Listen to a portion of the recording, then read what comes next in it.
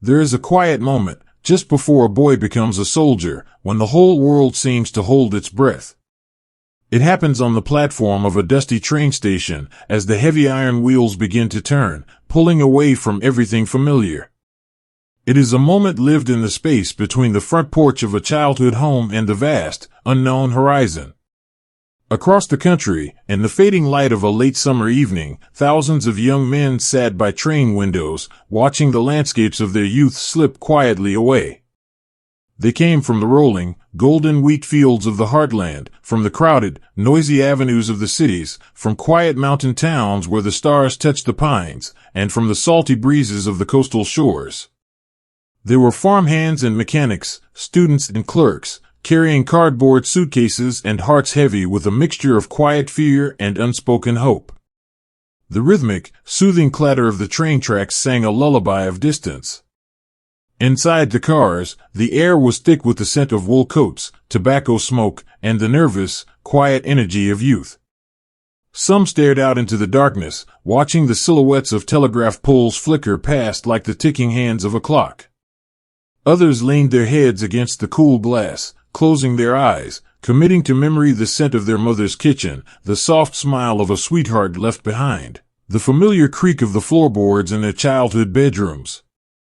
They were traveling toward a place they had never seen, drawn together by a shared purpose, yet each wrapped in his own private cocoon of thought. When the trains finally sighed to a halt, the doors hissed open, and the boys stepped out into the heavy, humid embrace of the deep south. This was Georgia. The air here felt different, thick, warm, and fragrant with the scent of damp earth and pine needles. As they lined up in their civilian clothes, two big suits, denim overalls, carefully ironed shirts, their polished leather shoes settled into a fine, powdery red dust. This red clay would soon become as familiar to them as their own skin. It would coat their clothes, settle in their hair, and find its way into the deepest corners of their pockets. And then, as the dust settled in the still morning air, they looked up. Standing over the camp, casting a long, quiet shadow across the rows of wooden barracks, was a mountain. The locals called it Currahee. In the language of the native people who had walked these woods long before, the name meant stands alone. It was a fitting name for a mountain that would soon teach these boys how to stand together. Currahee was not just a mass of earth and stone, it was a silent, looming teacher, an immovable force against which they would measure their own fragile strength. The days that followed blurred into a rhythmic, exhausting dance of physical endurance. Life became measured not by hours or minutes, but by the steady, unrelenting crunch of heavy boots on gravel. The mornings began before the sun had even thought to rise, in that delicate, misty twilight where the world is nothing but shades of gray and blue. The air was cool and damp, and the only sound was the collective breathing of hundreds of men, their breath rising in soft, white plumes. They ran. They ran until their lungs burned, until their legs felt heavy as lead, until every fiber of their being whispered for them to stop. The mountain was always waiting. 3 miles up its steep, unforgiving incline, and 3 miles back down. The red dirt path wound upward through the trees, a ribbon of hardship disappearing into the green canopy. As they climbed, the world outside the mountain ceased to exist. There were no thoughts of tomorrow, no memories of yesterday. There was only the rough, uneven ground beneath their boots, the salt of sweat stinging their eyes, and the back of the man running just a few steps ahead. In this shared exhaustion, something beautiful and unseen began to take root. It did not happen with loud declarations or grand gestures. It happened in the quietest, smallest moments of human grace. It was the gentle hand reaching out to pull a stumbling boy back to his feet. It was the silent passing of a metal canteen, the water warm and tasting of tin, shared between two men who barely knew each other's names but now shared a common thirst.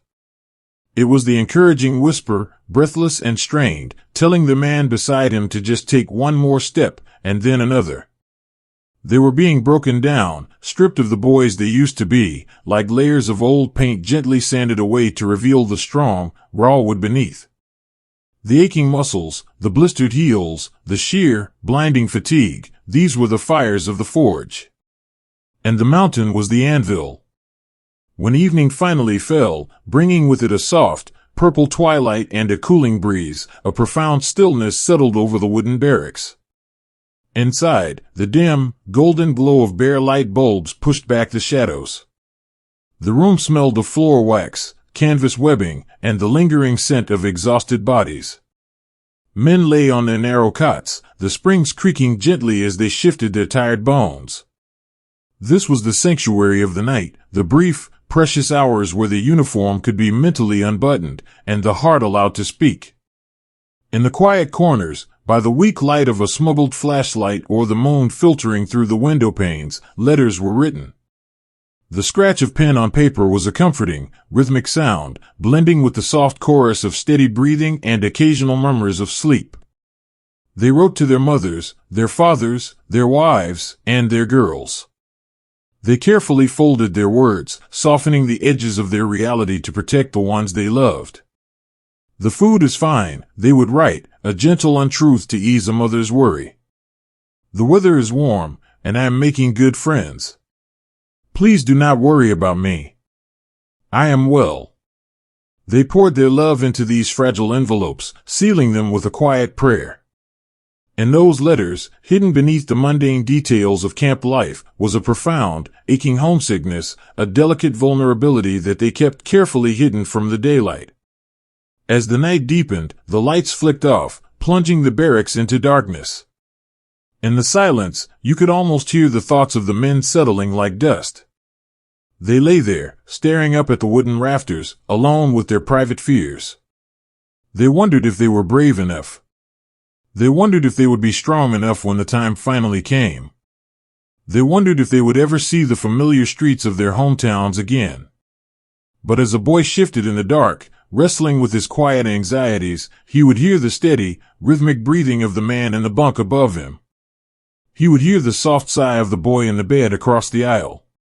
And in that simple, shared sound of sleeping men, there was an overwhelming comfort. He was not alone. The fear was still there, a cool shadow in the back of the mind, but it was a fear shared, divided among brothers, making the burden somehow light enough to carry. They were no longer just boys from the farms and the streets. The red dust of Currahee had seeped into their blood.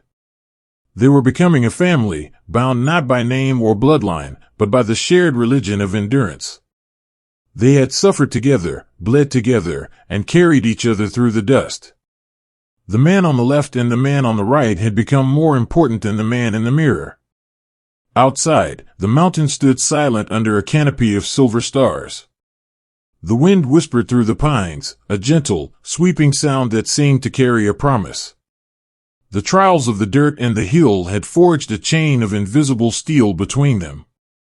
It was a bond woven from stolen glances of encouragement, from the shared misery of the rain, from the quiet laughter echoing in the mess hall over a miserable plate of food. It was a brotherhood born in the shadows of the mountain, cultivated in the quiet resilience of the human spirit. As sleep finally claimed the last waking mind in the barracks, the camp rested in a state of peaceful readiness. Tomorrow, the sun would rise again. The mountain would still be there, waiting. The boots would be laced, and the dirt would be kicked up into the morning air. But tonight, there is only the quiet.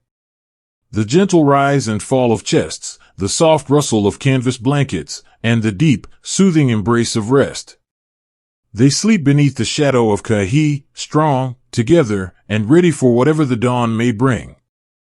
There is a profound, breathless silence that lives in the open doorway of an airplane, high above the sleeping earth. Long before they ever saw the inside of a plane, the boys who had conquered the red dirt of the mountain had to learn to conquer the sky. They had spent weeks hardening their bodies, turning soft hands into calloused fists, and transforming solitary boys into a single, breathing family. But the earth was something they understood. The earth held them. It pushed back when they stepped on it. It caught them when they fell. The sky, however, made no such promises. The sky was an empty, beautiful void, vast and indifferent. To step into it required a completely different kind of courage, not the courage of muscle and bone, but a quiet, trembling courage of the heart. The new classroom was a landscape of towering steel and wood, reaching up toward the clouds like the skeletons of great giants. Here, the wind whispered through thick cables, carrying with it a chill that had nothing to do with the weather. They were to learn the delicate art of falling. They were taught to wear heavy canvas harnesses, the thick webbing crossing over their chests and wrapping around their legs, pulling tight with a comforting, yet terrifying, pressure. The canvas smelled of dust and machine oil, a rough and sturdy scent that anchored them to the mechanical reality of what they were attempting to do. Standing at the edge of a high wooden tower, looking down at the sawdust pits far below, every human instinct screamed in quiet rebellion. The human body is not meant to willingly step off a ledge. For a young man standing in the mock doorway, the world suddenly felt very large, and he felt incredibly small. His hands, gripping the wooden frame, would turn white at the knuckles. His breath would become shallow. But then, there would be a gentle pressure on his shoulder. It was not a push. It was just the hand of the boy standing behind him in line, resting there for a fleeting second. It was a silent message passed from one beating heart to another. I am terrified too, but I am right here with you. And so, they stepped out. They tumbled into the air, suspended by cables, practicing the sudden jolt and the twisting fall, over and over, until the unnatural act of throwing oneself into the empty air began to feel like a strange, clumsy dance. But cables and towers were still tethered to the ground. The true test lay in the silk. In long, sunlit wooden sheds, the boys learned to fold their own parachutes. The table stretched out before them, covered in billowing clouds of pristine white fabric. It was astonishingly light, smooth, and fragile to the touch. It slipped through their calloused, blistered fingers like cool water. They were farm boys used to trusting thick ropes, mechanics used to trusting forged steel, and builders used to trusting heavy timber. Now, they were being asked to entrust their very lives to a thin canopy of cloth and a handful of slender, braided lines. The packing sheds were hushed, meditative places. The men worked with a slow, deliberate reverence. Every fold, every tuck, every perfectly measured coil of suspension line was placed with the gentle care of a mother tucking a child into bed. They understood, with a quiet and sobering clarity, that a careless crease or a rushed knot could mean the end of everything. They smoothed the silk with soft hands, murmuring quietly to one another, their faces serene but deeply focused. And folding the fabric, they were folding their hopes, their futures, and their quiet prayers into a tight, canvas pack. When the night before their first true jump finally arrived, the barracks felt entirely different. The usual roughhousing, the loud laughter, and the boasting faded away, replaced by a heavy, thoughtful stillness. The wooden floorboards creaked as men paced slowly between the narrow rows of cots.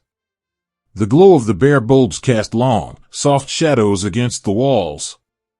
Many sat on their woolen blankets, heads bowed over small pieces of paper, writing letters home. They did not write about the sheer, gripping terror of the open doorway. They shielded their families from the cold dread that settled in the pit of their stomachs. Instead, they wrote poetry they didn't know they possessed. Tomorrow, a boy from a quiet farm might write by the dim light of a lantern, "Tomorrow, I am going to touch the clouds. Do not worry about me, for I will have wings." They sealed the envelopes with a quiet sigh, placing them gently in their footlockers, leaving behind a piece of their heart just in case the sky decided not to give them back. As they lay in the dark that night, sleep was a fragile, fleeting visitor. The wind rattled the window panes, and every gust sounded like the roar of an engine. They stared up at the ceiling, alone with their private fears. It is a lonely thing, fear. It whispers all the reasons why you should stay safe, why you should stay on the ground. But in that dark room, the chorus of steady, rhythmic breathing from the other beds served as a gentle lullaby. The fear was a heavy stone resting on their chests, but looking across the aisle in the moonlight, seeing the silhouette of a brother tossing in his sleep, made the stone just a little bit lighter. Morning came draped in a soft, gray mist. The air was cool and damp as they marched toward the airfield. They walked differently now. Weighed down by the bulky parachutes on their backs and chests, they waddled under the heavy burden, looking more like awkward, burdened creatures than soldiers. But as they approached the long lines of waiting airplanes, their silhouettes dark against the pale sunrise, the nervous chatter died away entirely. Climbing into the metal belly of the airplane, they took their seats on the cold aluminum benches. The engines coughed, sputtered, and then roared to life with a deafening, vibrating thunder. The noise was absolute. It swallowed the world, vibrating through the soles of their boots, up their legs, and into their teeth. The smell of high-octane fuel and nervous, warm bodies filled the cramped space. Because the noise was too great for voices, they communicated with their eyes. Looking across the narrow aisle of the swaying, climbing aircraft, a boy would see a mirror of his own soul. He saw faces pale beneath the dirt, lips pressed tightly together, eyes wide and luminous in the dim light. Sometimes, a man would offer a weak, reassuring wink. Another might reach out and tap the knee of the boy sitting across from him. These small, fleeting gestures were anchors in a stormy sea. There were silent vows that no matter what happened when the red light above the door turned green, they would not abandon one another. When the command finally came to stand and hook up, the cabin was filled with the metallic clatter of heavy steel hooks snapping onto the anchor line cable. It was a rhythmic, sliding sound that meant there was no turning back. The door was opened, and the freezing, violent rush of the upper atmosphere tore into the cabin. The earth below was a distant, painted canvas of tiny green squares and silver ribbons of water. The light glowed red. Hearts hammered against ribs like trapped birds. Breaths were held. The light flashed green. The movement was automatic, driven not by the absence of fear, but by the profound devotion to the man standing behind, and the man stepping out ahead. They shuffled toward the rushing wind, toward the empty, terrifying blue. And then, they stepped out into nothing. For a violent, chaotic second, there was the terrifying rush of falling. The wind roared in their ears, tearing at their clothes, tumbling them through the cold air. They were entirely, utterly helpless, surrendered to the gravity of the earth. And then, a sharp, sudden tug. The roaring wind vanished, replaced instantly by the most magnificent, breathtaking silence. Above them, the fragile white silk blossomed open against the sky, catching the air like a cupped hand. The violent fall transformed into a gentle, swaying float. The harness, once a heavy burden, now cradled them securely. In that miraculous moment, hanging between heaven and earth, the terror melted away into an overwhelming sense of peace. The world below was breathtakingly quiet and still. The air was cool and clean. Looking around, a boy could see the sky filled with dozens of other white canopies, blooming like delicate dandelions drifting on a summer breeze. Beneath each canopy hung a brother. They were completely alone in the vastness of the sky, yet surrounded by family. Some men laughed aloud, the sound ringing out crystal clear in the quiet air. Some simply wept, tears of pure relief and awe sliding down their cold cheeks. They were flying. The earth slowly rose to meet them. The gentle descent quickened as the ground approached, and the boys braced their legs, remembering the lessons of the sawdust pits. They hit the soft grass, rolling with the momentum, letting the earth catch them safely in its arms. Standing up in the field, they pulled the billowing white silk toward them, gathering the delicate, life-saving fabric into their arms like a precious treasure. They looked at their hands, they felt the solid dirt beneath their boots, and they looked at the other men rising from the grass across the meadow. Wide, beaming smiles broke across their faces, erasing the shadows of the night before. They had faced the terrifying void. They had trusted the fragile threads of canvas and silk. And they had survived. They were no longer just boys bound by the dirt of the mountain. They had been baptized in the quiet, terrifying beauty of the sky, emerging as creatures of the wind, forever changed, and forever bound by the silver threads of a shared flight. There is a peculiar, heavy loneliness found only in the deep, rhythmic breathing of a dark and endless ocean. To step away from the edge of the world you have always known is to step into a void of water and sky. For the young man who had conquered the red dust of the mountain and the vast emptiness of the upper air, the edge of the continent felt like the edge of reality itself. They boarded the great steel leviathans in the cool, gray mist of the harbor, their canvas bags slung heavy over tired shoulders. The air smelled of sharp salt, wet rope, and the thick, oily exhaust of the ship's engines. As they climbed the steep gangplanks, their heavy boots echoed against the metal, a hollow, ringing sound that seemed to say a quiet goodbye to the solid, forgiving earth. They crowded onto the upper decks as the massive ship slowly groaned and pulled away from the docks. In the fading twilight, they watched the distant, glittering lights of the coast slowly shrink into the horizon. Those lights were everything they loved. There were warm kitchens and quiet front porches, the soft hum of the radio on a Sunday evening, the laughter of a girl at a summer dance, and the familiar, comforting shadows of their childhood bedrooms. They stood shoulder to shoulder at the railing, a wall of young men wrapped in heavy wool, watching in absolute silence until the very last pinpoint of light was swallowed by the dark, rolling waves. And then, there was only the black water, stretching out into forever. Moving below deck was like descending into the belly of a sleeping, mechanical giant. The ship was a cavern of steel, divided into cramped, echoing compartments. Canvas bunks were stacked like woven shelves, 5 or 6 high, suspended from the ceiling by heavy chains that swung in perfect time with the ocean's gentle, rocking breath. The aisles between the bunks were so narrow that a boy had to turn sideways just to pass his neighbor. In this dimly lit, metallic labyrinth, thousands of men were packed together, sharing the close, warm air that tasted of damp wool, canvas webbing, brass polish, and the inescapable, lingering brine of the sea. The ocean is a restless sleeper, and she rocked the great ship with a slow, swaying, hypnotic rhythm.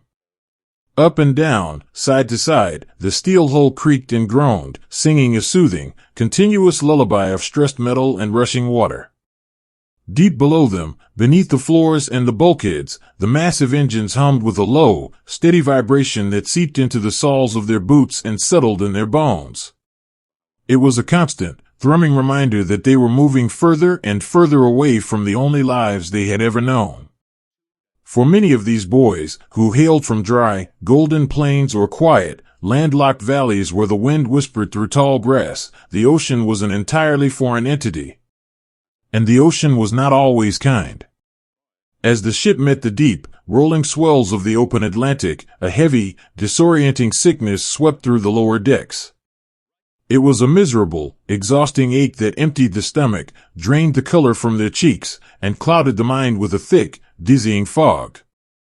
Yet, even in this shared misery, the quiet heroism of their brotherhood revealed itself in the gentlest, most tender of ways. It was the sight of a boy, his own face pale and shining with cold sweat, carefully holding a tin cup of fresh water to the lips of his friend in the bunk below. It was the offering of a dry, stale cracker, pressed into a trembling hand with a whispered, encouraging word. It was a cool, damp cloth laid gently across a feverish forehead by a man who had been a complete stranger only months before. These were not grand, historic acts of battlefield courage. They were the simple, profound mercies of human compassion, blooming like small, quiet flowers in the dark, swaying belly of a ship. Time, out there on the open water, lost all its familiar shapes and boundaries. There were no sunrises to gently wake them through a bedroom window, no golden sunsets to call them home to a warm dinner. There was only the dim, amber glow of the bulkhead lights and the endless ticking of pocket watches that seemed to have forgotten how to move forward. Days bled into nights in a seamless, gray ribbon of existence. To pass the infinite hours, the men created small, quiet worlds of their own. Groups huddled together cross-legged on rough wool blankets, playing endless, quiet hands of cards. The soft shuffle of the paper deck, the quiet clink of small coins, and the low, rumbling murmurs of friendly wagers provided a soothing soundtrack to the afternoon. Others simply lay on their backs, staring up at the sagging canvas of the bunk above them, lost in the private theater of their own memories. They traded stories in hushed, reverent voices, stories of faithful childhood dogs, of old cars that barely ran but meant freedom, of the sweet taste of fresh peach pie on a warm July evening. By sharing these delicate fragments of their past, they kept the home fires burning brightly in the damp, cold steel of the ship. But the quietest, most sacred moments always happened in the deep, lonely hours of the night.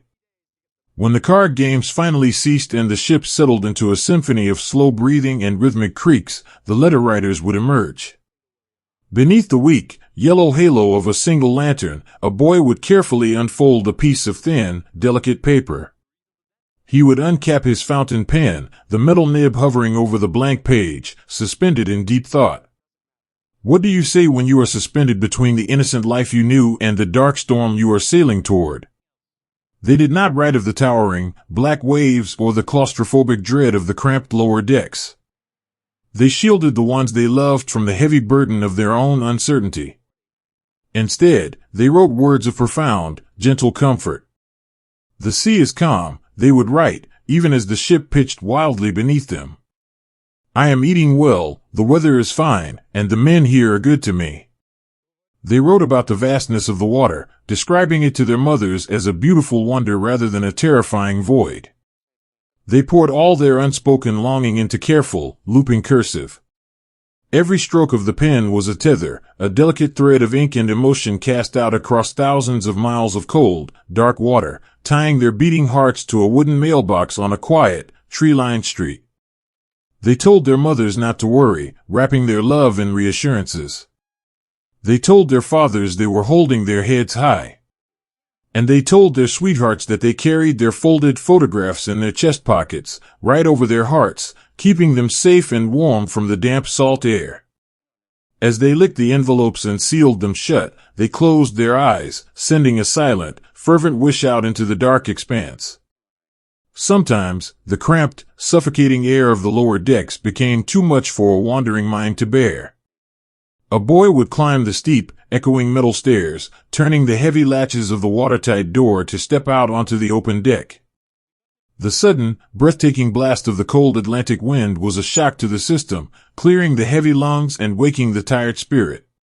Out there, under the vast, sweeping canopy of the night sky, the true, humbling scale of their journey became undeniably clear.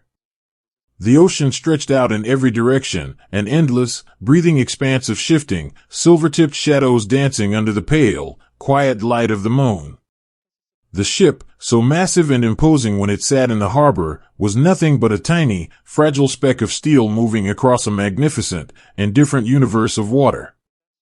Standing at the railing, bundled tightly in heavy wool coats, collars turned up high against the biting wind, the men found a strange, peaceful solace in the sheer isolation of the sea. Two soldiers might stand side by side for an hour without saying a single word, sharing the deep, comfortable silence that only true brothers can understand. One might cup his hands to shield a flickering match, offering a light for a cigarette. The brief, warm flare of orange light would illuminate their tired, youthful faces for just a fraction of a second, before the wind snatched the smoke away into the vast night. Looking out at the endless horizon, they wondered what was waiting for them on the other side of the dawn. They knew, in the quiet, unspoken spaces of their hearts, that the world they were sailing toward was fractured and waiting for them to mend it. They knew that the innocent boys who had boarded the train to the mountains so long ago were slowly slipping away, replaced by men who would soon step onto foreign soil. But for now, in this suspended, drifting moment on the water, there was no battle to be fought. There was no sky to fall from. There was only the steady hum of the ship, the deep breathing of the ocean, and the watchful eyes of the stars above. They were safe within the steel walls of their floating sanctuary. The gentle rocking of the waves was a mother's soothing hand, urging them to rest, gently rocking the cradle of the ship, urging them to sleep while the world was still quiet. They would eventually retreat from the cold wind, descending back down the metal stairs, returning to the warmth and the familiar, comforting smell of damp wool and brotherhood. Climbing into their swaying canvas bunks, they pulled the rough, heavy blankets up to their chins. As they closed their eyes, they let the hypnotic rhythm of the ocean take them away. They dreamed of golden wheat fields swaying in the breeze, of quiet front porches, and of the sweet, solid earth. And as the great ship plowed steadily eastward through the dark, parting the endless waters, the boys slept, carried gently across the long ocean, waiting for the shores of a distant, waking world. There is a heavy, beautiful stillness that falls over the world when you are simply waiting for the storm to break. After the endless, rolling dark of the ocean, the boys stepped off the great steel ships and found themselves swallowed by a world of impossible, vibrant green. This was England. It was not the bright, sun-baked green of the American heartland, nor the dusty, pine-scented green of the Georgia mountains they had left behind. This was an ancient, quiet green, born of perpetual mist and gentle, silver rain. It was a landscape that felt as though it had been holding its breath for centuries, wrapped in a damp, woolen blanket of moss, ivy, and soft, wet grass. They boarded trains that chugged slowly through the countryside, peering out of rain-streaked windows at a world that looked like a painting from a forgotten storybook. They saw rolling valleys dotted with pale sheep, winding cobblestone roads that disappeared into thick forests, and low stone walls that had stood long before anyone in their families had even been born. For young men who had grown up in cities of towering steel or on farms where the horizon stretched flat and endless, this was a gentle, miniature world, intimate and close. When they finally arrived at the sleepy, hidden villages that would become their temporary homes, they carried their heavy canvas bags through narrow, winding lanes. The villages were a collection of thatched-roof cottages, their chimneys puffing thin ribbons of gray smoke into the overcast sky. The air here smelled of damp earth, burning peat, and the sweet, rich scent of blooming hawthorn. The heavy, rhythmic trudge of their combat boots on the cobblestones echoed off the old brick walls, a sudden, loud intrusion of youth and impending war into a place that prized its quiet above all else. They were billeted wherever there was space. They slept in empty stables that still smelled faintly of hay and horses, and the drafty halls of old manor houses, and in barns where the rain drummed a constant, soothing rhythm against the wooden rooftops. It rained almost every day. It was not a violent, angry rain, but a soft, persistent drizzle that hung in the air like a fine silver net. It seeped into their heavy wool uniforms, it made the canvas of their tents heavy and dark, and it settled into their bones with a deep, inescapable chill. Yet, in this damp and foreign place, a quiet, beautiful harmony began to bloom between the young soldiers and the villagers.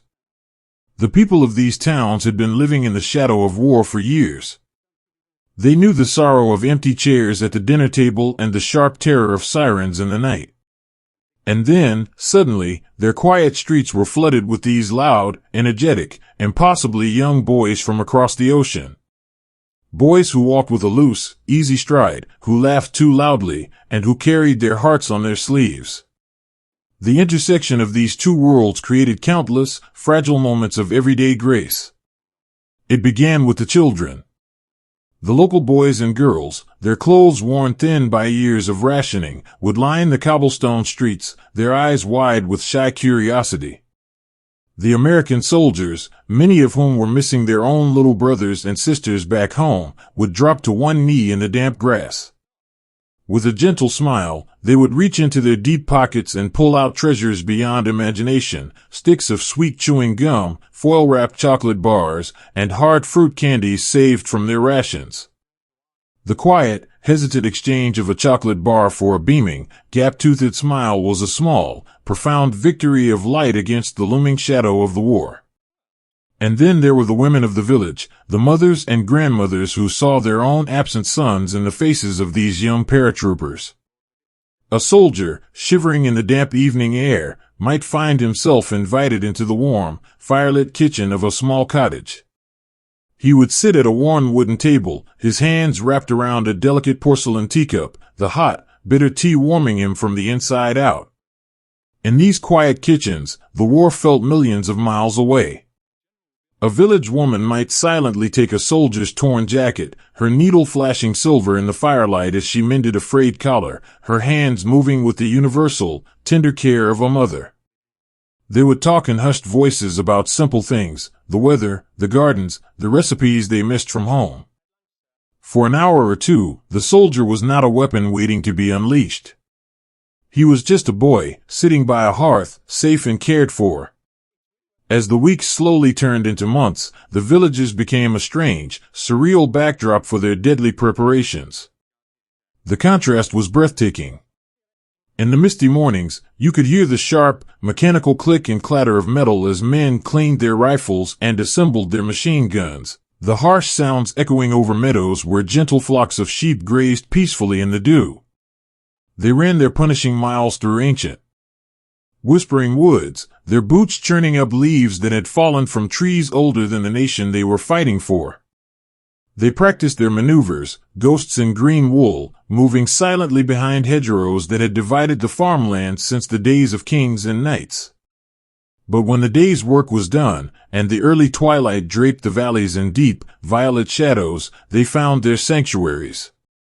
The local pub became the beating heart of their waiting world. Stepping through the heavy wooden door of the pub was like stepping into a warm, amber-lit embrace. The air was thick with the smell of pipe tobacco, spilled ale, and the rich, roasting scent of a fire burning low in the great stone hearth. They would crowd around small, scarred oak tables, their shoulders touching, the damp cold of the day melting away in the warmth of the room. They drank warm, dark beer from thick glass pints, the taste strange and heavy on their tongues at first, but soon becoming a familiar comfort. In the corner, someone might sit at a slightly out-of-tune piano, his fingers finding a soft, melancholy melody. The men would hum along, their voices blending into a low, rumbling choir. They didn't sing marching songs or anthems of battle. They sang songs of home, of girls with ribbons in their hair, of lonely rivers and long train rides. They sang to fill the quiet spaces in their hearts, to remind themselves of the world they were trying to save. In this beautiful, agonizing period of waiting, time became a heavy, tangible thing. They were suspended in a state of indefinite anticipation. They knew the invasion was coming. They could feel it in the increasing number of airplanes that droned high above the clouds, and in the growing mountains of supplies hidden beneath camouflage nets in the woods. But they did not know when, or where, the quiet would shatter. To anchor themselves in the drifting tide of days, they clung to the mail. The arrival of the canvas mailbags was the most sacred event of the week. A boy would take his letter and walk away from the others, seeking out a quiet spot under the spreading branches of an ancient oak tree or sitting on a crumbling stone wall overlooking the village. He would open the envelope with painstaking care, as if the paper itself were made of glass. Breathing in the scent of the letter, he could almost smell his mother's perfume or the dusty, sun-baked wood of his father's workshop. He would read the words over and over until they were memorized, running his thumb over the ink where a loved one's hand had rested. And when he wrote back, resting a notepad on his knee in the fading evening light, he wrote with a new, quiet maturity. The bravado of the training camp was gone, replaced by a deep, reflective tenderness. The green here is so bright it almost hurts the eyes, a boy might write, watching the mist roll down the hills. The people are kind, and they treat us like their own. But I would trade all the green in England for just 1 hour sitting on the porch with you. Keep the radio on. I will be home before you know it. They folded these promises into tiny squares, sending their hearts back across the ocean, leaving their bodies behind in the damp English grass. As winter slowly melted into a hesitant, blooming spring, the tension in the air grew thicker, like the heavy atmosphere just before a thunderstorm. The days grew longer, the sun finally breaking through the gray clouds to bathe the ancient stone in warm, golden light. The wildflowers began to open in the meadows, a riot of delicate blues and yellows pushing through the soil. But with the beauty of the spring came the undeniable truth that their time of waiting was drawing to a close. The stolen moments of laughter with the village children, the quiet evenings by the hearth, the peaceful walks down the cobblestone lanes, these were slipping through their fingers like dry sand. At night, the blackout curtains were drawn tight, plunging the villages into absolute, ink-black darkness. Lying in their bunks, listening to the familiar, comforting breathing of their brothers, the boys would stare into the dark. The fear was still there, but it was different now. It was no longer the frantic, nervous fear of the unknown they had felt on the jump towers. It was a quiet, solemn acceptance. They had been forged in the red dirt, they had conquered the sky, they had crossed the great ocean, and they had found a fleeting, beautiful peace in the green hills of England. They were ready. Outside, the gentle English rain began to fall once more, tapping a soft, rhythmic lullaby against the window panes. It washed over the thatched roofs, it watered the ancient oaks, and it soaked into the soil where they had left their footprints. The world was sleeping, wrapped in a blanket of mist and memory. The boys closed their eyes, letting the quiet soothe their restless minds, dreaming of home, and waiting, together, for the dawn that would change the world forever. There is a sacred, suspended hour just as the sun dips below the horizon, when the whole world seems to hold its breath and wait. The green, rolling hills of the gentle English countryside had slowly faded into the twilight, leaving behind the vast, flat expanse of the airfield.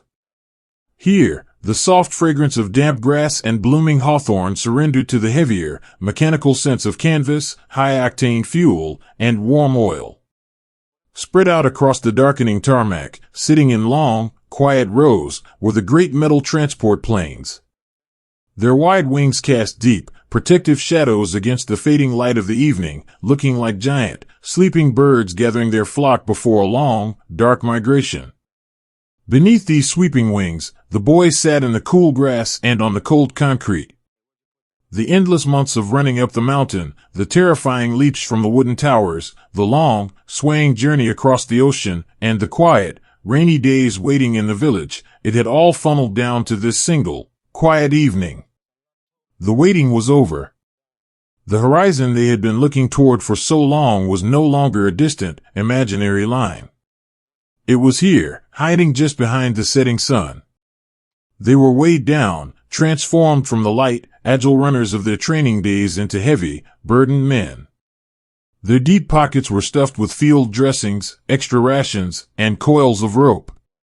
Heavy canvas harnesses wrapped around their chests and shoulders, and the bulky shapes of their parachutes made it difficult to move, difficult to breathe, and nearly impossible to stand without the helping hand of a brother.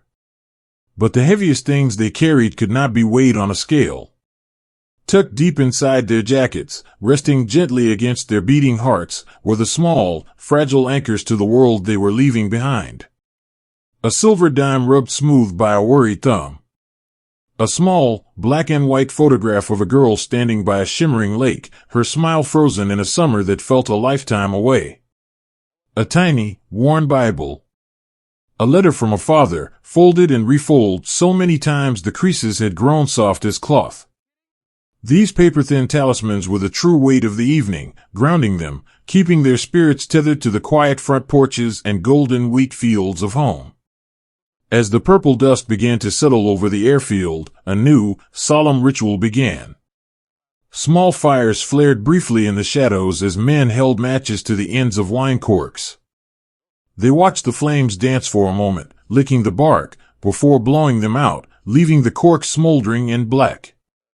The smell of the burnt wood mixed with the evening dew, a sharp, earthy scent that would forever be woven into their memories of this night.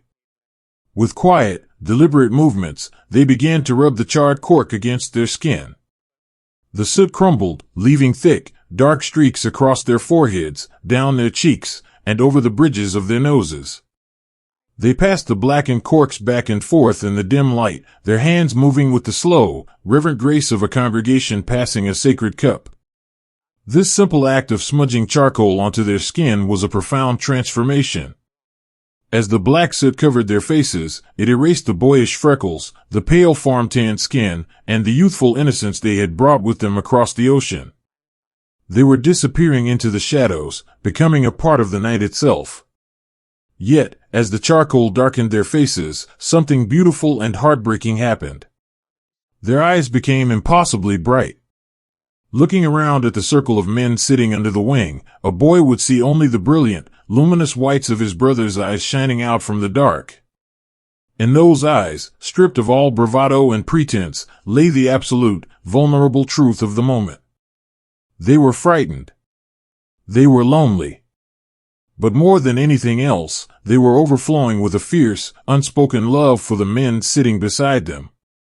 Sometimes, a boy would miss a spot, leaving a streak of pale skin near his temple. The man sitting next to him would not say a word. He would simply reach out, pressing his own soot-stained thumb gently against his friend's cheek, smoothing the charcoal into the skin. It was a tender, intimate gesture, the kind of gentle touch a father might give a child before tucking them into bed.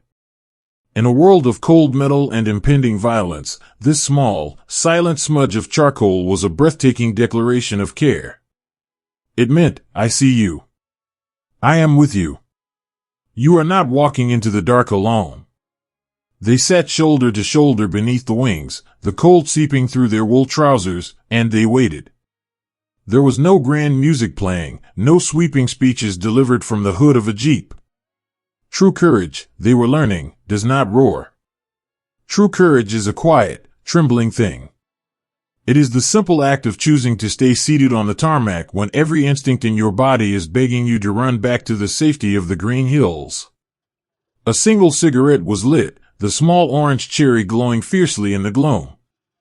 It was passed down the line, from rough hand to rough hand. A boy would take a slow, deep drag, the smoke filling his lungs and calming the frantic fluttering in his chest, before handing it to the man on his left. The soft, glowing ember illuminated their blackened faces for just a fraction of a second, a fleeting portrait of youth and resilience painted in firelight, before fading back into the dark. What does a mind cling to in the final hours before stepping off the edge of the world? They did not think of the maps they had memorized or the heavy equipment strapped to their legs. In the stillness of the tarmac, their minds retreated to the softest, most comforting corners of their memories. They remembered the smell of rain hitting the dusty road in front of their childhood homes. They remembered the soft, rhythmic creak of a porch swing on a Sunday afternoon. They remembered the taste of cold milk and warm bread, and the feeling of a mother's cool hand resting softly on a feverish forehead. They gathered these memories like delicate flowers, holding them close to their chests to ward off the chill of the evening. For many, the last letters had already been handed over to the clerks, safely tucked into canvas bags to be sent across the sea. The words they had written were simple, stripped of all complexity. They had written, I am fine. The weather is fair. I love you. They had written these simple truths to build a protective wall around their families, a wall made of ink and paper, designed to keep the reality of this dark tarmac as far away from their loved ones as possible. Somewhere in the quiet dark, a chaplain moved softly among the resting men. He did not preach loudly or offer thunderous prayers. He simply walked with a gentle, slow step, leaning down to place a comforting hand on a trembling shoulder. A whispered blessing in the night. The metallic clink of a small silver cross touching a metal dog tag. A quiet murmur of grace that drifted into the cool air and vanished, leaving behind a subtle, lingering sense of peace. And then, the air changed. It was not a sudden shout, but a low, rippling murmur that moved through the shadows. The time had come. The men began to stir, the heavy canvas and metal buckles shifting and groaning as they struggled to their feet. The weight of their gear was almost unbearable now, pressing down on their shoulders, making them walk with the slow, labored steps of old men. The silence of the airfield was broken by the sudden, deep coughing of the airplane engines. One by one, the great metal beasts awoke, their propellers turning slowly at first, then blurring into a roaring, vibrating hum. The sound swallowed the night, vibrating through the soles of the soldiers' boots and settling deep in their chests. It was the sound of inevitability. The threshold had been crossed, and the door to their past was gently swinging shut. They moved toward the open doors of the aircraft in single file. Walking was a struggle. When a boy stumbled under the immense weight of his parachute and gear, the man behind him would place two firm hands on his back, offering a gentle, steadying push. They hoisted each other up the metal steps, lifting their brothers into the belly of the plane with quiet, strained grunts. There was no rushing, only a solemn, deliberate procession into the dark. Inside the cabin, the light was dim and amber, casting long, strange shadows against the curved metal walls. The air smelled intensely of aviation fuel, nervous sweat, and the damp wool of their uniforms. They took their seats on the cold metal benches running down the sides of the plane, sitting so close that their knees touched the knees of the men across the narrow aisle. They reached up, their hands heavy and clumsy, to attach the heavy metal hooks of their parachutes to the long cable running the length of the ceiling. The rhythmic, metallic sliding sound of the hooks snapping into place was the final tether binding them to the aircraft, to their mission, and to each other. As the engines roared louder, building to a deafening crescendo, the noise became a physical force inside the cabin. It was far too loud to speak. But these men no longer needed words. Looking across the cramped, vibrating aisle, a boy would catch the eye of his friend. From beneath the heavy layers of burnt cork and charcoal, their bright eyes met in the dim amber light. A slow, gentle nod. A slow, deliberate wink. A heavy hand reaching across the narrow space to firmly squeeze a trembling knee. These were the final, beautiful conversations of the night. In those shared glances lay a profound, unshakable promise. They were saying, "I am terrified, but I am here. We will fall into the dark together, and I will not let you go." The great plane gave a shuddering lurch forward, the wheels rolling over the concrete, picking up speed. The vibration intensified, shaking the metal benches, rattling the gear, vibrating into the very marrow of their bones. And then, with a subtle, breathless lift, the violent shaking smoothed out into a gentle, swaying glide. The heavy wheels left the earth. They were airborne. The flat, dark landscape of the airfield slipped away beneath them, disappearing into the shadows of history. Suspended in the night sky, rocking gently in their metal cradle, the boys closed their eyes. The engines hummed a deep, continuous lullaby. They leaned their heavy heads back against the cold fuselage, carrying the quiet memories of home in their pockets, and the soot of the charcoal on their faces. Bound by the dark and held gently by the sky, they rested in the quiet, breathing space between the world they had always known, and the vast, unknown dawn that waited for them just across the water. There is a moment between the sky and the earth when a man becomes nothing more than a whisper in the wind. Inside the heavy metal belly of the aircraft, the roaring engines had become a numbing, constant vibration, vibrating through the soles of their boots and settling deep within their chests. The boys sat shoulder to shoulder in the amber gloom, their faces masked in dark charcoal, their eyes shining with a quiet, shared terror. And then, the red light above the open door blinked off, replaced by a sudden, piercing green. The time for waiting, the time for letters and quiet prayers, was over. The great wind of the open sky rushed into the cabin, pulling at their heavy canvas uniforms, an invisible hand inviting them into the dark. They stood, burdened by their heavy packs, their movements slow and deliberate.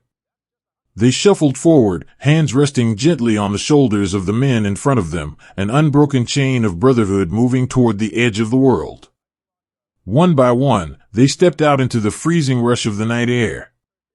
The violent wind swallowed them, tumbling them into the vast, dark emptiness. For a terrifying, breathless second, there was only the chaotic rushing of the slipstream, a deafening roar that stole the breath from their lungs. And then, the magnificent, bone-jarring tug. The white silk canopies blossomed above them, catching the night air, suddenly arresting their fall. The deafening roar of the plane vanished, melting away into the distance, replaced instantly by a vast, echoing silence. It was a silence so profound, so absolute, it felt as though the entire universe had simply stopped. Suspended halfway between the stars and the sleeping earth, the young men swung gently in their harnesses, alone in the velvet dark. Looking up, the sky was a canvas of deep, bruised purple and silver, illuminated by a pale, watery moon that peeked nervously through the drifting clouds. Below them, the landscape of Normandy unfolded like a dark, sleeping quilt. There were no lights, no towns, no familiar shapes. There were only shadows, deep, heavy shadows of ancient forests, the silver ribbon of a winding river, and the patchwork squares of flooded fields catching the moonlight. They had trained as a family, moving together as one breathing entity on the red dirt of the mountain and the green fields of England. But here, in the cold upper air, that family had been shattered. They were scattered across the heavens like autumn leaves caught in a midnight breeze, drifting slowly, silently, entirely alone. In that long, agonizing descent, a boy had nothing but his own thoughts for company. He watched the dark earth rushing up to meet him, feeling smaller and more fragile than he had ever felt in his life. He thought of his mother's warm kitchen, the scent of baking bread, the safe, solid floorboards of his childhood home. The contrast between that distant, warm memory and the cold, rushing air of the French night was a quiet ache in his chest. The ground did not welcome them gently. They crashed into the dark with the heavy, ungraceful thud of burdened men. The earth was soft, damp, and smelled fiercely of crushed grass, wet clay, and the salty breeze of the nearby ocean. Many came down in the great, ancient hedgerows, massive, tangled walls of hawthorn, blackberry brambles, and thick, twisted roots that had grown unchecked for centuries. The thorns tore at their canvas uniforms, the branches wrapping around their parachute lines, holding them suspended in a thorny, breathless embrace. A boy would hang there in the dark, struggling silently to free himself, his heart hammering against his ribs like a trapped bird. Every snap of a twig, every rustle of the leaves in the wind, sounded like a footstep. He would fumble with the heavy metal releases on his chest, his fingers numb from the cold and clumsy with adrenaline. When the harness finally fell away, he dropped into the wet grass, sinking to his knees in the mud. He was alone. The silence of the French countryside was heavy and oppressive. There were no familiar voices calling his name, no steady rhythm of boots marching in time. There was only the gentle sigh of the wind moving through the apple orchards and the distant, muffled sound of the ocean. He crouched in the shadows of the giant hedgerow, pulling his knees to his chest, making himself as small as possible. The fear that had been a dull, shared ache in the airplane was now a sharp, intimate companion. It whispered to him from the dark corners of the field, reminding him that he was thousands of miles from the front porch of his home, hiding in the wet grass of a world he did not know. In his pocket, his hand closed around a small, cold piece of metal. It was a child's toy, a simple brass cricket they had been issued just days before. It was absurdly small, a tiny, innocent thing meant to be their only voice in the dangerous dark. He rubbed his thumb over the smooth metal, taking a slow, trembling breath.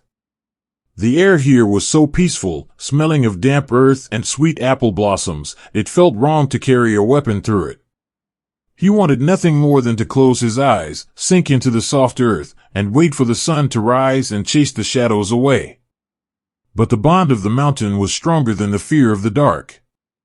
He knew that somewhere out there, in the vast, sleeping landscape, his brothers were also crouching in the shadows, feeling the exact same heavy, crushing loneliness. He slowly rose to his feet, his boots sinking into the soft mud. He gripped his rifle tight against his chest, holding it like a shield, and began to move. He walked with the exaggerated, slow care of a ghost, placing each foot gently onto the grass, terrified of snapping a dry branch. The world was a labyrinth of towering green walls and silver moonlight. He moved along the edge of the hedgerow, his eyes scanning the deep pools of shadow beneath the ancient oak trees. The silence stretched on, stretching his nerves thin, making every breath feel loud enough to wake the entire country. Then, a sound. It was faint, barely a rustle, coming from the thick brush just ahead. The boy froze, his heart leaping into his throat. He pressed his back flat against the rough bark of a tree, melting into the shadow. He squeezed his eyes shut for a fleeting second, sending a silent, desperate plea into the night. Slowly, with a trembling hand, he reached into his pocket and pulled out the brass cricket. He waited for a cloud to pass over the moon, plunging the field into complete darkness. He pressed the metal tongue of the toy with his thumb. Click-clack. The sound was impossibly loud in the quiet air. It was a tiny, metallic snap that seemed to echo across the entire valley. The boy held his breath, his finger hovering over the trigger of his rifle, his ears straining against the silence. The seconds stretched out, long and agonizing, pulling tight like a piano wire. He thought of his sweetheart's photograph tucked safely in his breast pocket, close to his heart. He thought of the quiet, dusty streets of his hometown. From the darkness across the dirt path, a tiny, metallic sound floated back.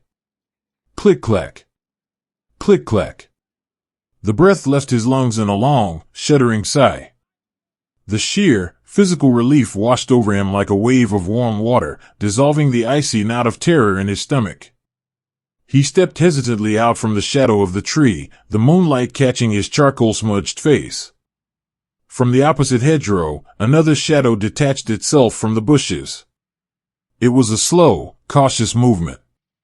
The boy walked forward, his boots making a soft squelching sound in the damp soil.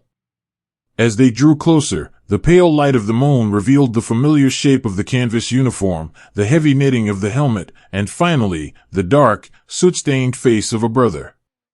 They did not speak. Words were too heavy, too dangerous in this quiet place. Instead, they closed the distance between them, and the first boy reached out, grabbing the rough canvas strap of the other's harness. He pulled him close, their helmets knocking together with a dull, hollow sound. It was a desperate, breathless embrace, a physical tether in a world that had suddenly lost all gravity. In that quiet grip in the middle of a foreign field, all the terror and the isolation of the long night vanished. The boy looked into the eyes of his friend, seeing the exact same profound relief reflecting back at him. The whites of their eyes shone brilliantly against the burnt cork, speaking volumes of the fear they had survived and the comfort they had found. They were no longer scattered leaves blowing aimlessly in the dark. The invisible thread that had been forged on the dirt paths of the mountain and strengthened in the damp halls of England had pulled them back together. With a gentle pat on the shoulder, the first boy turned, pointing down the narrow dirt path that disappeared into the shadows of the next field. The other nodded slowly, checking his rifle, his shoulders dropping down from their tense, frightened posture. The night was still vast. The shadows were still deep. The world they had landed in was still holding its breath, waiting for the dawn. But as they began to walk down the moonlit lane, their boots falling in rhythm, the silence of the French countryside no longer felt like a threat. It felt like a blanket, keeping them hidden, keeping them safe. The boy reached into his pocket, his fingers brushing against the cold brass of the cricket, and he smiled a small, tired smile into the dark. He was no longer a solitary wanderer lost in the unknown. He had found his family in the shadows, and together, they would walk through the quiet night, carrying the light of their brotherhood until the morning sun finally began to rise over the ancient, sleeping fields of Normandy. There is a fragile, breathtaking stillness in the moments just before the world awakes, when the night gently surrenders its final shadows to the soft, pale light of morning. After a lifetime spent wandering in the terrifying, moonlit dark, the exhausted young men of the Airborne found themselves bathed in the hesitant, silver glow of the Normandy dawn. The violent winds of the night had finally quieted to a gentle, whispering breeze that moved softly through the leaves of the ancient oak trees. The sky, which had been a canvas of bruised purple and terrifying unknown, slowly blossomed into delicate shades of lavender, peach, and pale gold. As the sun crested the distant horizon, it revealed a landscape of impossible, heartbreaking beauty. They were standing in an ocean of green. The field stretched out before them, surrounded by the thick, towering walls of the old hedgerows. Every blade of the tall, wild grass was heavy with the morning dew, catching the early light and transforming the meadow into a shimmering sea of scattered diamonds. In the branches above, small birds began to sing their sweet, oblivious morning songs, welcoming the sun just as they had done for 1,000 years. It was a morning meant for quiet walks, for deep, cleansing breaths, and for the simple joy of being alive. But for the boys leaning heavily against the damp trunks of the trees, this beautiful morning carried a profound, sobering weight. They were no longer the fresh-faced youths who had eagerly run up the mountain in Georgia, nor were they the laughing boys who had shared chocolate with children in the cobblestone lanes of England. The long, terrifying night had stripped away the final layers of their innocence. As the light grew stronger, they finally had a chance to truly look at one another.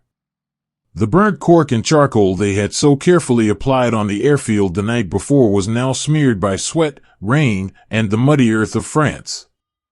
Their uniforms, once crisp and dry, were soaked through, heavy with the dew and plastered to their shivering bodies. They were deeply, achingly tired. Their bones felt like lead, and their eyes, staring out from beneath the rims of their heavy steel helmets, held a new, quiet sorrow. In the pale morning light, they looked at the faces of their brothers and saw the undeniable truth reflected back at them. The waiting was entirely over. The war was no longer a distant idea folded into a letter home. It was right here, hiding in the beautiful, shimmering grass. Word passed down the line, moving not as a shouted command, but as a quiet, urgent murmur from one tired man to the next. Somewhere ahead of them, hidden just beyond the edge of a serene, sprawling meadow, a line of great, heavy guns had been dug into the earth near an old manor house. Those guns were pointing toward the sea, waiting for the thousands of young men who would soon be arriving on the cold beaches. It was a terrifying, simple mathematics of survival. If the boys in the meadow did not cross the grass and silence those cannons, the strangers arriving on the sand would never make it home. And so, they gathered themselves. They took slow, deep breaths of the cool morning air, filling their lungs with the scent of damp earth and crushed clover. They reached out to one another in the quiet language of brotherhood. A trembling hand gently adjusting the canvas strap on a friend's shoulder. A half-empty metal canteen, cold and dented, passed silently to a boy whose lips were pale and dry. A brief, steadying grip on an arm, followed by a slow, meaningful nod. These were the small, profound gestures that fueled their courage. They were giving each other the strength to stand up and walk into the unknown. To step out from the protective shadow of the tree lane and into the open, sunlit meadow required a kind of bravery that defies all human logic. In the dark, a man can hide. In the dark, the world feels small and confined. But the meadow was vast, bright, and completely exposed. To walk into that sea of green was to offer oneself up to the sky, vulnerable and entirely unprotected. The first boy stepped forward, his heavy leather boot parting the tall grass. The dew instantly soaked through his canvas trousers, sending a sharp, waking chill up his leg. He did not run. He walked with a slow, deliberate grace, his weapon held tight across his chest, his eyes fixed on the distant line of trees where the danger lay hidden. Behind him, another boy stepped into the light. And then another. Soon, a long, staggered line of young men was moving silently through the beautiful, shimmering field. The only sound in the world was the rhythmic, heavy swish of their boots wading through the wet clover and the soft, steady sound of their own breathing. It was a hypnotic, lulling sound. Shush, shush, shush. With every step, the dew washed the mud from their boots. With every step, they moved further away from the boys they used to be. What goes through the mind of a young man as he walks across a quiet meadow toward his own potential end? He does not think of grand, historical causes or the shifting borders of maps. In the profound, creeping tension of that walk, his mind retreats to the safest, most comforting corners of his memory. A boy from the heartland watched the way the morning breeze rippled through the tall grass, and for a fleeting, beautiful second, he was back on his father's farm. He could almost smell the sweet, dry dust of the wheat harvest. He could almost feel the warmth of the late summer sun on the back of his neck, and hear the comforting, rhythmic clatter of the tractor in the distance. Another boy, walking just a few paces to the right, looked at the delicate, pale yellow wildflowers blooming near his boots. They reminded him of the garden his mother tended so carefully behind their small wooden house. He thought of her hands, stained with soil, gently coaxing life from the earth.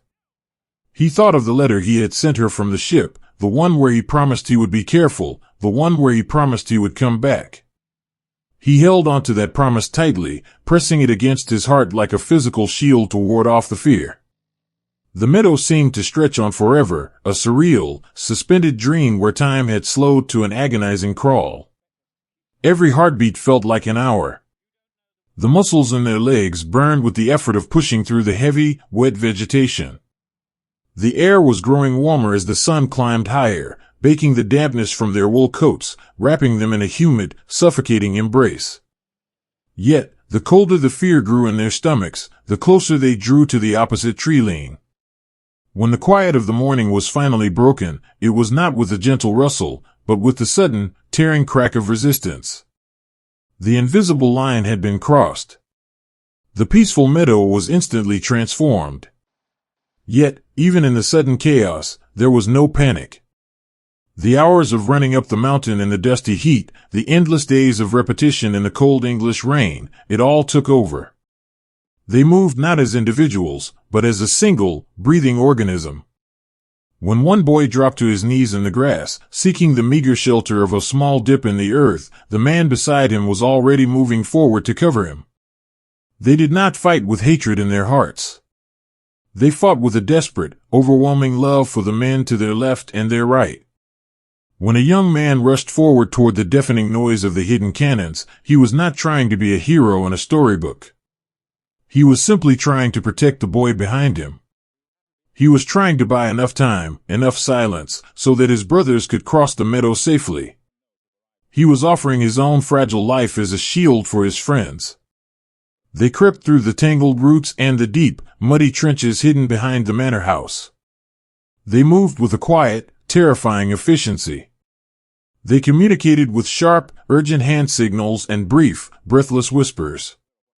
They dismantled the threat piece by piece, their hands trembling with adrenaline, their faces set in masks of grim, sorrowful determination. They silenced the great guns, ensuring that the heavy metal barrels would never fire upon the strangers landing on the beaches below. When it was finally over, the sudden silence that returned to the meadow was heavier, and far more profound, than the noise that had shattered it. The smoke drifted lazily up through the branches of the ancient trees, catching the morning sunlight in swirling, blue-gray ribbons. The birds, who had briefly fled the sudden thunder, hesitantly began to return, their soft chirps sounding impossibly delicate and out of place. The boys slowly slumped against the earthen walls of the captured trenches, or sat heavily in the trampled, flattened grass.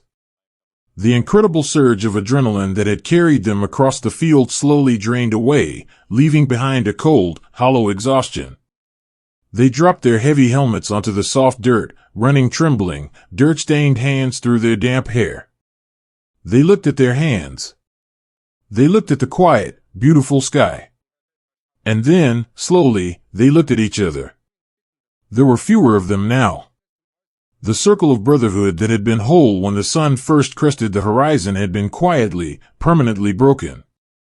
They looked at the empty spaces where their friends had been standing just an hour before.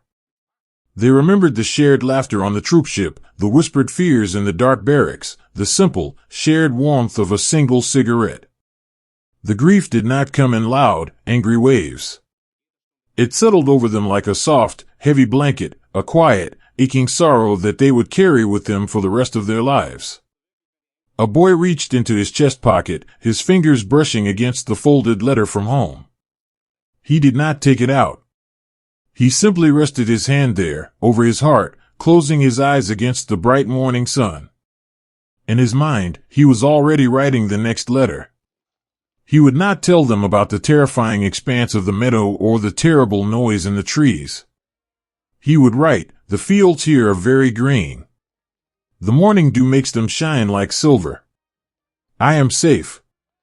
Please do not worry." He opened his eyes and looked at the man sitting beside him. His friend's face was pale beneath the soot, his eyes staring blankly at the trampled grass.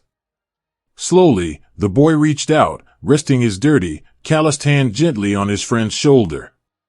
He gave it a soft, reassuring squeeze. The other man blinked, breaking from his trance, and turned his head. He offered a small, heartbreakingly tired smile. They had crossed the quiet meadow. They had walked through the fire of the morning and emerged on the other side, forever changed, forever bound by the silent, sacred things they had endured together. The sun climbed higher into the pale blue sky, warming their damp shoulders, gently drying the tears and the dew from their faces. The wind sighed through the leaves of the old oak trees, carrying the sweet scent of the apple orchards across the sprawling, green fields. The boys leaned back against the earth, closing their eyes, finding a fleeting, precious moment of rest in the quiet heart of Normandy, wrapped in the enduring, unspoken love of the brothers who remained by their side. The fine, white dust of the Normandy roads has a way of settling into the deep lines of a young man's face, turning the vibrant skin of youth into the gray mask of a weary traveler. By the time the sun began to bake the narrow lanes leading toward the town of Currahee, the boys of the 506th had moved beyond the sharp, electric terror of the initial midnight drop. That frantic energy had been replaced by something heavier, something that sat in the marrow of their bones like a slow, cooling lead. It was a profound, soul-deep fatigue, the kind of tiredness that makes a steel helmet feel like a mountain and a rifle feel like a cross made of solid iron.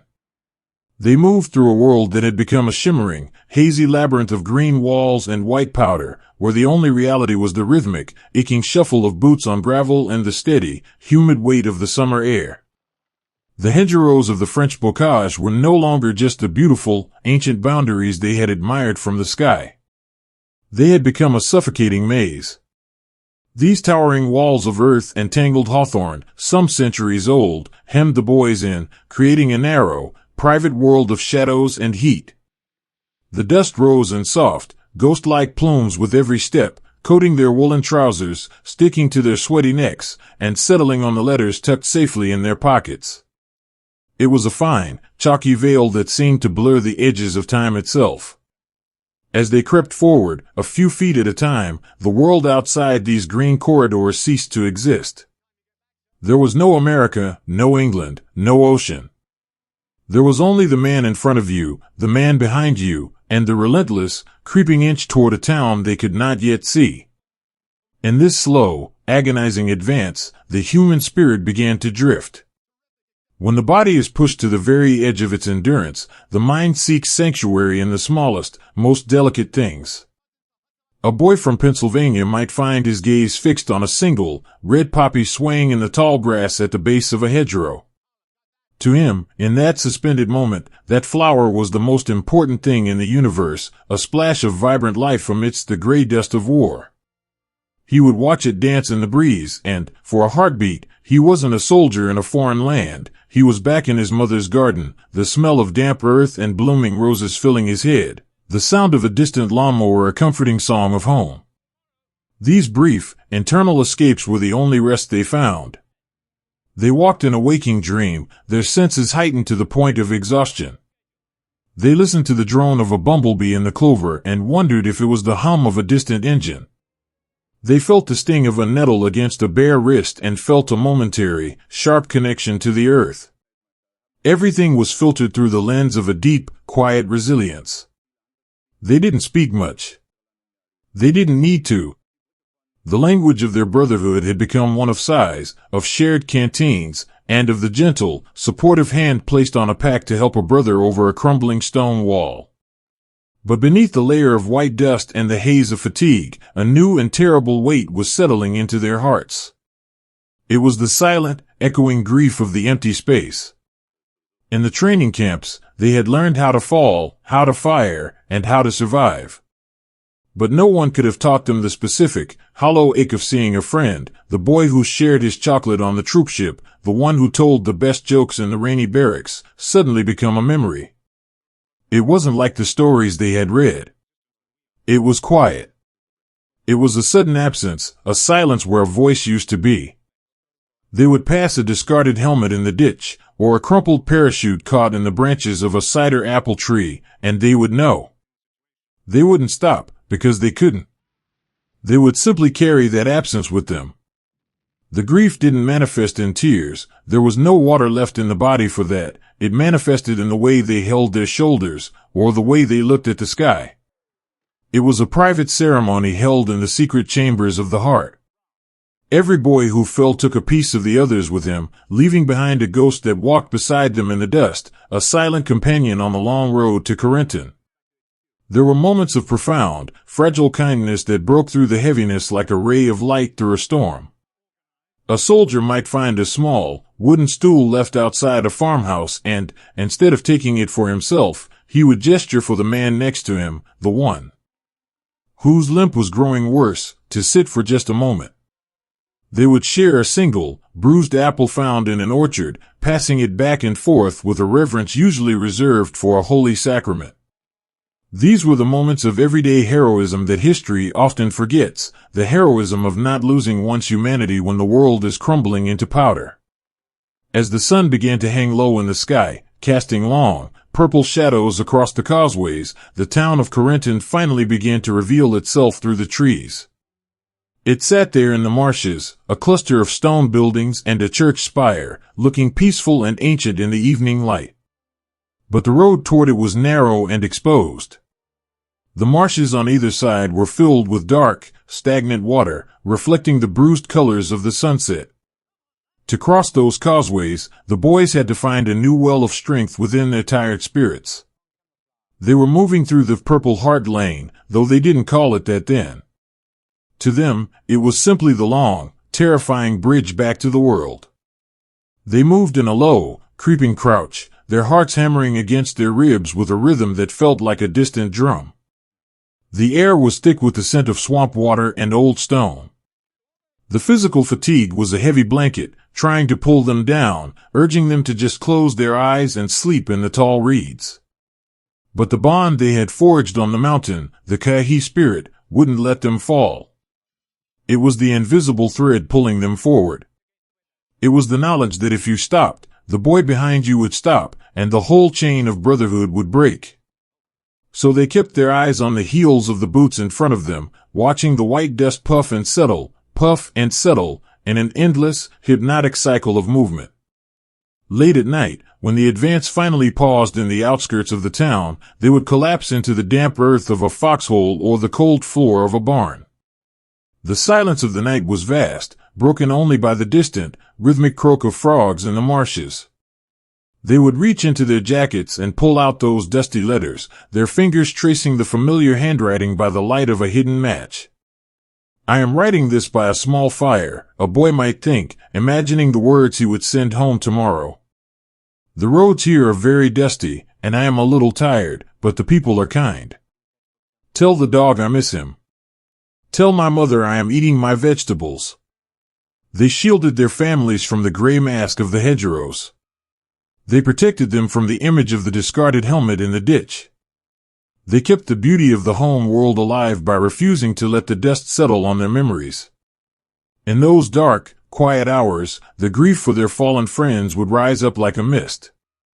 They would whisper names into the darkness, a soft roll call of the absent. They remembered the way a friend laughed, or the specific way he tied his boots. These memories were kept like small, polished stones in their pockets, heavy, but precious. They understood now that they were carrying the lives of the fallen as well as their own. They were the keepers of the stories, the witnesses to the quiet bravery of boys who would never see the white dust of a Normandy road again. As sleep finally claimed them, it wasn't the deep, refreshing sleep of home. It was a thin, fragile rest, where the mind continued to march through the green maze of the hedgerows. They dreamed of cold water and clean sheets. They dreamed of the red dirt of Georgia and the mist of the English countryside. And as the moon climbed over the spire of the church in Corinton, illuminating the gray, soot-stained faces of the sleeping soldiers, the dust finally settled on the grass, waiting for the morning to begin the long, creeping journey once more. They were so young, and they were so very tired. But they were together. And in the heart of the great, dark woods of France, that was enough to keep the shadows at bay. The road ahead was still long, and the dust would rise again with the sun, but for now, in the cradle of the night, there was only the soft, steady breathing of a brotherhood that could be bent, but never, ever broken. There is a strange, echoing hollow in the air when a room once full of laughter suddenly falls into a long and heavy silence. The return to the English countryside was not the triumphant parade the movies might suggest. It was a soft, surreal drifting, like waking from a fever into a morning that is far too bright and far too quiet. As the ships pulled back into the harbors and the trucks rattled along the narrow, winding lanes of Wiltshire, the boys of the 506th looked out at the rolling green hills with eyes that had seen the world break. The hedgerows here were just as high, and the grass was just as green as it had been in Normandy, but the innocence of the spring had vanished. The summer sun of 1944 hung warm and golden over the thatched roofs, yet for the men returning, the air felt thin, as if the very atmosphere was missing something essential. When they finally climbed out of the trucks at the gates of their old barracks, there was a hesitation in their steps. They walked toward the long, wooden huts where they had spent those rainy months of waiting, their boots making a lonely, hollow sound on the gravel. Opening the doors to the barracks was like stepping back into a dream. Inside, the air was still and smelled of floor wax and stale tobacco. But it was the sight of the bunks that caused the breath to catch in their throats. Across the room, scattered like islands in a quiet sea, were the empty beds. A bunk is a small thing, a frame of metal, a thin mattress, a rough wool blanket, but to a soldier, it is the only piece of the world that belongs to him.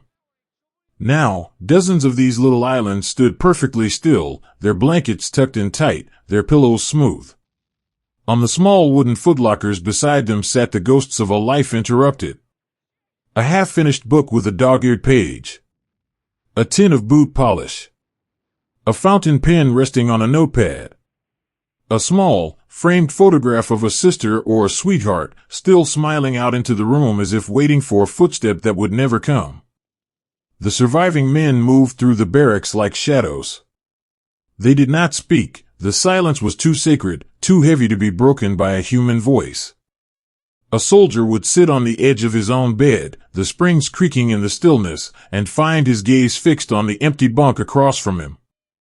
That was where his best friend had slept, the boy who snored like a freight train, the one who always had an extra cigarette to share. The one who had promised to buy the first round of drinks when they finally got home to Pennsylvania or Oregon. In the quiet of that English summer afternoon, the weight of being alive began to press down on them. It is a peculiar, aching burden, the realization that you have been spared while the person 2 feet away was taken. They looked at their own hands, still stained with the faint, stubborn dirt of France, and wondered why those hands were still warm. Why did I get to feel the sun on my face today? Why do I get to hear the birds in the eaves, while he is left behind in the tall grass of the meadow? This was the quiet, internal struggle of the survivor, a sorrow that doesn't scream, but whispers in the dark hours of the night. It made the comfort of the barracks feel unearned. The soft mattress felt too kind, the warm tea in the mess hall felt too sweet. They found themselves walking to the village in the evenings, seeking out the familiar corners of the pubs, but the laughter was different now. It was softer, more fragile. They would sit with the local villagers, the people who had treated them like sons, and find that they couldn't quite find the words to explain where they had been. They were the same boys, yet they were strangers to the people they used to be.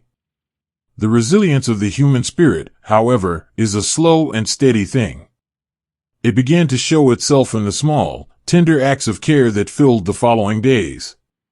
Without being asked, a soldier would take a rag and begin to polish the boots left behind by a fallen brother, buffing the leather until it shone, a silent tribute to a journey cut short. They would gather the personal belongings, the watches, the lucky charms, the bundles of letters tied with string, and pack them away with the gentleness of a librarian handling an ancient, priceless scroll. And then, there were the letters that had to be written. This was perhaps the greatest heroism of that quiet summer, the courage to sit down with a pen and a piece of paper and reach across the ocean to a mother who was still waiting by the mailbox.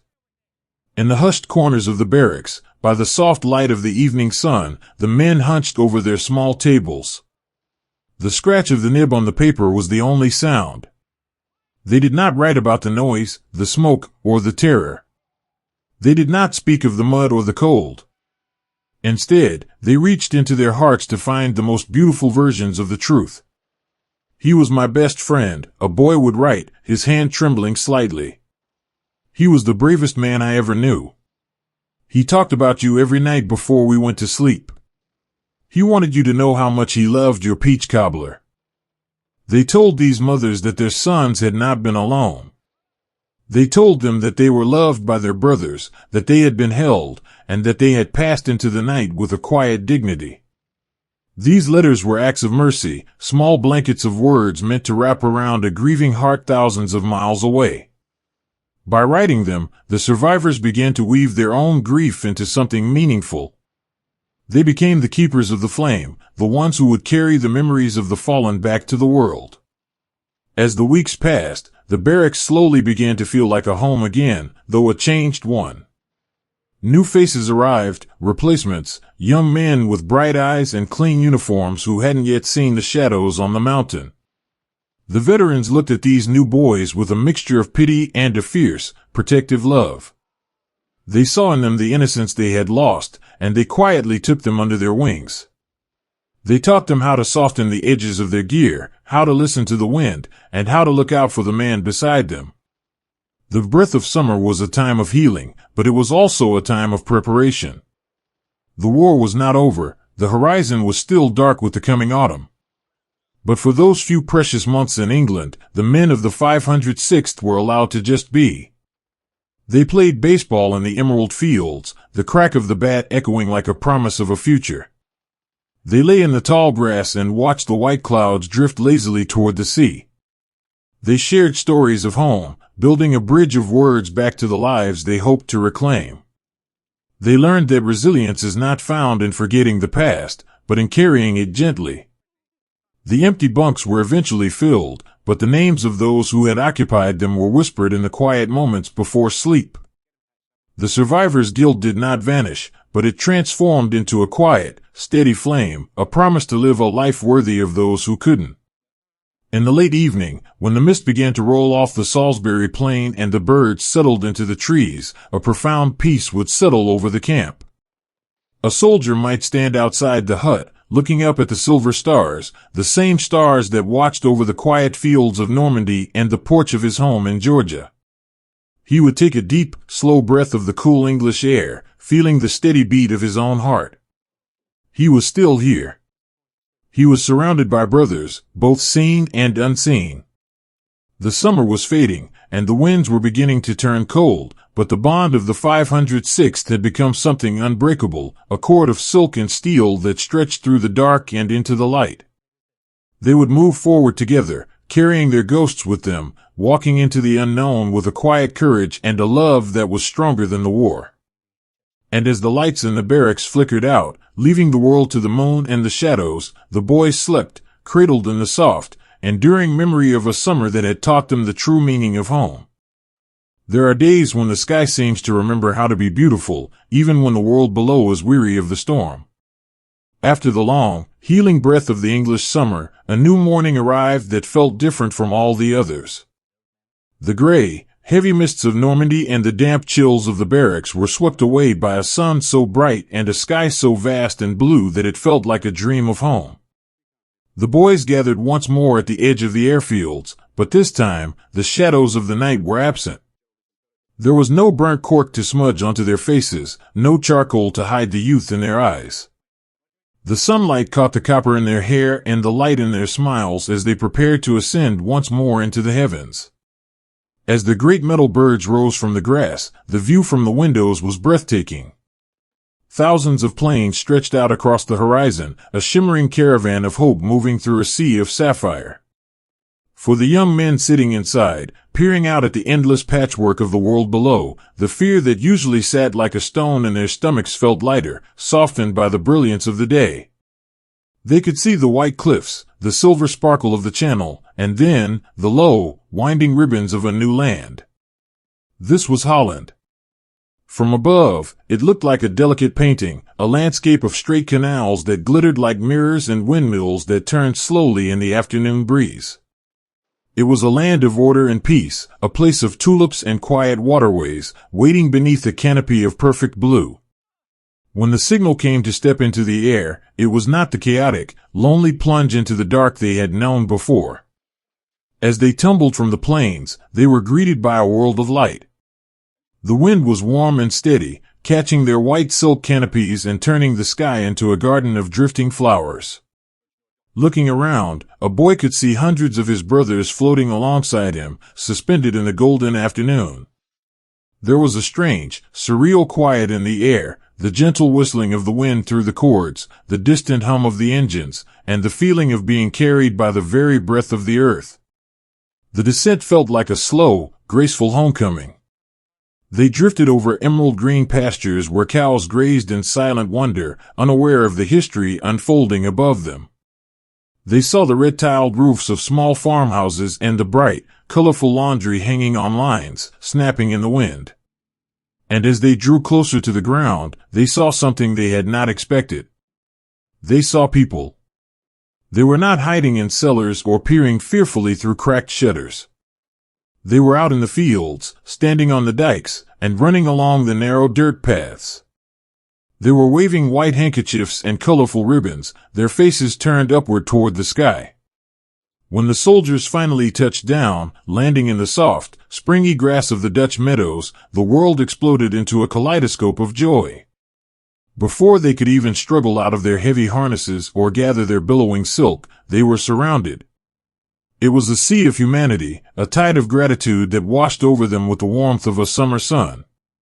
These were the people of the villages, men and women who had lived in silence for years, waiting for a day they feared might never come. They rushed forward with tears streaming down their faces, their voices raised in a chorus of cheers that sounded like music. They reached out to touch the rough canvas of the soldiers' uniforms, as if to convince themselves that these young men from across the sea were real. And everywhere they looked, there was the color orange. The people had hidden pieces of orange fabric beneath their floorboards and inside their chimneys for years, scraps of silk, handmade ribbons, and knitted scarves in the vibrant hue of their royal house. Now, the color was everywhere. It fluttered from windows, it was tied around the necks of children, and it was pressed into the hands of the soldiers. The boys, who had become so used to the dull greens and grays of war, found themselves draped in the brightest, most hopeful color in the world. The air was filled with the sweet, crisp scent of apples. The harvest was beginning, and the villagers brought baskets overflowing with the red and gold fruit. A soldier, his hand still trembling from the jump, would find an apple pressed into his palm by a small, beaming child. The first bite was a revelation, a burst of cold, sweet juice that tasted of the earth and the sun, a far cry from the dry, tin-tasting rations of the barracks. They shared whatever they had. A boy from the Midwest, sitting in the grass with a circle of wide-eyed Dutch children, would reach into his pocket and pull out a bar of chocolate or a stick of chewing gum. He would watch their faces light up with a wonder that broke his heart and mended it all at once. For those few moments, he wasn't a paratrooper or a weapon of war, he was an older brother, a bringer of sweetness to a world that had forgotten what it tasted like. There were old women, their faces etched with the lines of many winters, who walked up to the dusty, soot-stained soldiers and took their faces in their hands. They didn't speak English, and the boys didn't speak Dutch, but the language of the heart needs no translation. A grandmother would kiss a soldier's cheek and weep, her hands shaking as she smoothed the hair back from his forehead. She saw in him the son she had lost, or the grandson she hoped would grow up in a world of peace. The soldiers, far from their own mothers and the comforts of their own homes, let themselves be held. They found a fleeting, precious sanctuary in the arms of strangers who had become family in a single afternoon. The villages were transformed into scenes of impossible beauty. Flowers, late-blooming roses, vibrant dahlias, and wild sunflowers were woven into the netting of the soldiers' helmets. The heavy steel of their gear was softened by petals and leaves. They marched down the cobblestone streets not as an army of occupation, but as guests at a long-awaited celebration. The sound of their boots was muffled by the cheers and the singing of traditional songs that had been forbidden for far too long. As the sun began to dip low in the sky, casting long, honey-colored shadows across the canals, a profound sense of purpose settled over the men of the 506th. In Normandy, they had fought for survival. In the hedgerows, they had fought for each other. But here, in the sun-drenched fields of Holland, they saw exactly what they were fighting for. They saw it in the eyes of the baker who gave them his last loaf of bread. They saw it in the smile of the girl who tucked a marigold into a buttonhole. They saw it in the simple, quiet dignity of a people who had refused to let their spirits be broken. That evening, as they lay in the orchards or beneath the shelter of a haystack, the air was still and fragrant with the smell of ripening fruit and damp hay. The windmills stood like silent sentinels against a sky that had turned a deep, dusty violet. Many of the boys pulled out their small, worn pads of paper to write home, the flickering light of a candle or a small, shielded fire illuminating their words. Today, the sky was full of us, a boy might write, his pen moving slowly over the page. And when we landed, the ground was full of flowers. I have never seen anything so beautiful. The people here are so kind, and they have so little, yet they give us everything.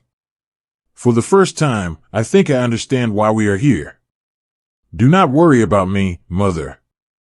The world is beginning to wake up, and it is a beautiful sight to see. They folded these letters with a new kind of peace. The euphoric joy of the day had provided a cushion against the uncertainty of the tomorrow. They knew that the road ahead would eventually lead back into the shadows, that the bridges were still to be crossed and the winter was waiting in the wings. But for this one magnificent day, they were the bringers of the light. They were the boys from the mountain, the creatures of the sky, who had fallen into a world of orange and blue and found themselves beloved. The night deepened, and the stars began to poke through the velvet dark, reflecting in the still waters of the canals. The village was quiet now, the celebrations giving way to the soft, rhythmic breathing of a people who could finally sleep without fear. The soldiers closed their eyes, the scent of the apples still clinging to their clothes, the weight of the marigolds still light on their helmets. They dreamed of the blue sky and the white silk. They dreamed of the taste of fresh fruit and the touch of a kind hand.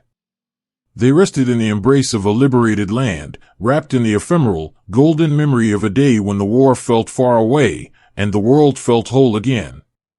And as the moon climbed over the quiet Dutch landscape, illuminating the windmills and the water, the boys slept, held gently by the grace of a day that had reminded them, above all else, of the enduring beauty of being human.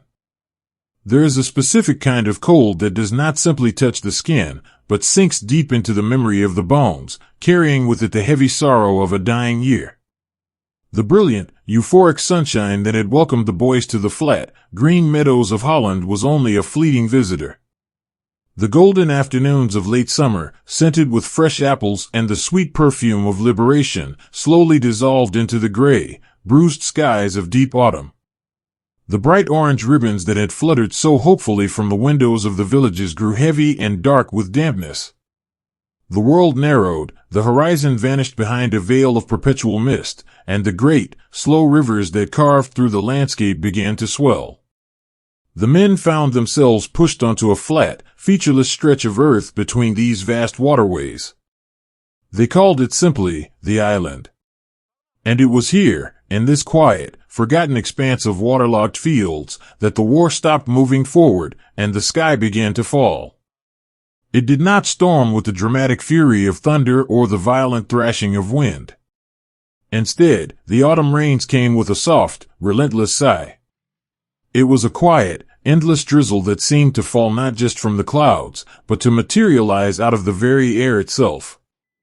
The drops were fine and freezing, a silver mist that clung to the eyelashes, gathered on the cold steel of their helmets, and soaked slowly, inevitably, through the heavy wool of their coats. Day after day, the rain fell, a monotonous, rhythmic tapping against the canvas of their gear, singing a mournful lullaby that never reached an end. The earth, which had once felt so solid beneath their boots, betrayed them. The island was a land that sat below the level of the rivers, held back only by the ancient, earthen dikes. As the rains poured down, the water had nowhere to go. The green pastures turned into a vast, shallow sea of thick, brown mud. It was a heavy, soupy clay that sucked at the heels of their boots with every step, making the simple act of walking a monumental, exhausting chore. It coated their trousers, stained their hands, and found its way under their fingernails. The white dust of the Normandy roads was a distant, dry memory. Here, there was only the wet, clinging grasp of the mire.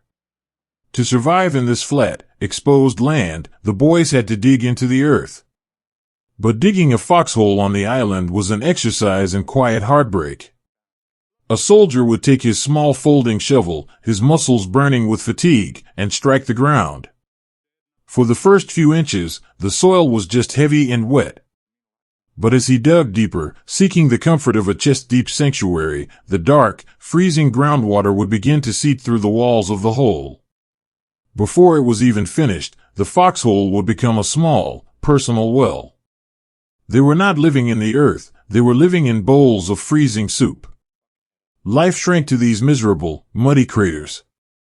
Two young men, boys who used to sleep in warm, dry beds with thick quilts, now shared a space no larger than a dining room table, half filled with icy water. They stood for hours in the dark, the water seeping through the leather of their boots, turning their toes numb and their feet into aching blocks of ice. When the water rose too high, threatening to swallow them completely, they would take off their steel helmets and use them as buckets, scooping the muddy water out, tossing it onto the flooded ground above, only to watch it slowly trickle right back down. It was a heavy, endless labor, performed in utter silence, accompanied only by the soft splash of the water and the chattering of their own teeth. In this profound, creeping misery, the physical exhaustion was total. The adrenaline that had carried them across the drop zones and through the dusty hedgerows had completely burned away, leaving behind a hollow, aching fatigue. Their muscles cramped from shivering. Their hands grew pale and wrinkled, their fingers so stiff and clumsy with the cold that simply unbuttoning a pocket became a slow, frustrating trial. They draped their canvas shelter halves over the tops of their foxholes, trying to create a meager roof against the endless drizzle. Huddled together beneath the sagging, dripping canvas, the smell of the war was overpowering, the scent of wet, unwashed wool, the metallic tang of gun oil, the deep, ancient smell of rotting roots and turned earth. Yet, it was here, in the darkest, wettest, most miserable corners of the world, that the quiet heroism of their brotherhood shone with a breathtaking brilliance. It was not the bravery of charging into the fire, but the beautiful, enduring bravery of simple endurance, and the absolute refusal to let the man beside you give up. When the chill became too much to bear, and the trembling in a boy's shoulders could not be stopped, the man sharing his foxhole would move closer.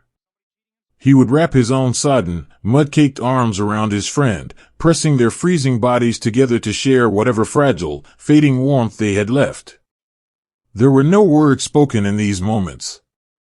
The language of comfort was written in the tight grip of a hand on a shoulder, and the sharing of a single, dry piece of hardtack broken carefully down the middle, and the soft, steady rhythm of two breaths sinking together in the damp dark. And then, there was the sacred ritual of the cigarette. Tobacco was a treasure more precious than gold on the island. But lighting a cigarette in the perpetual rain was a delicate, desperate art.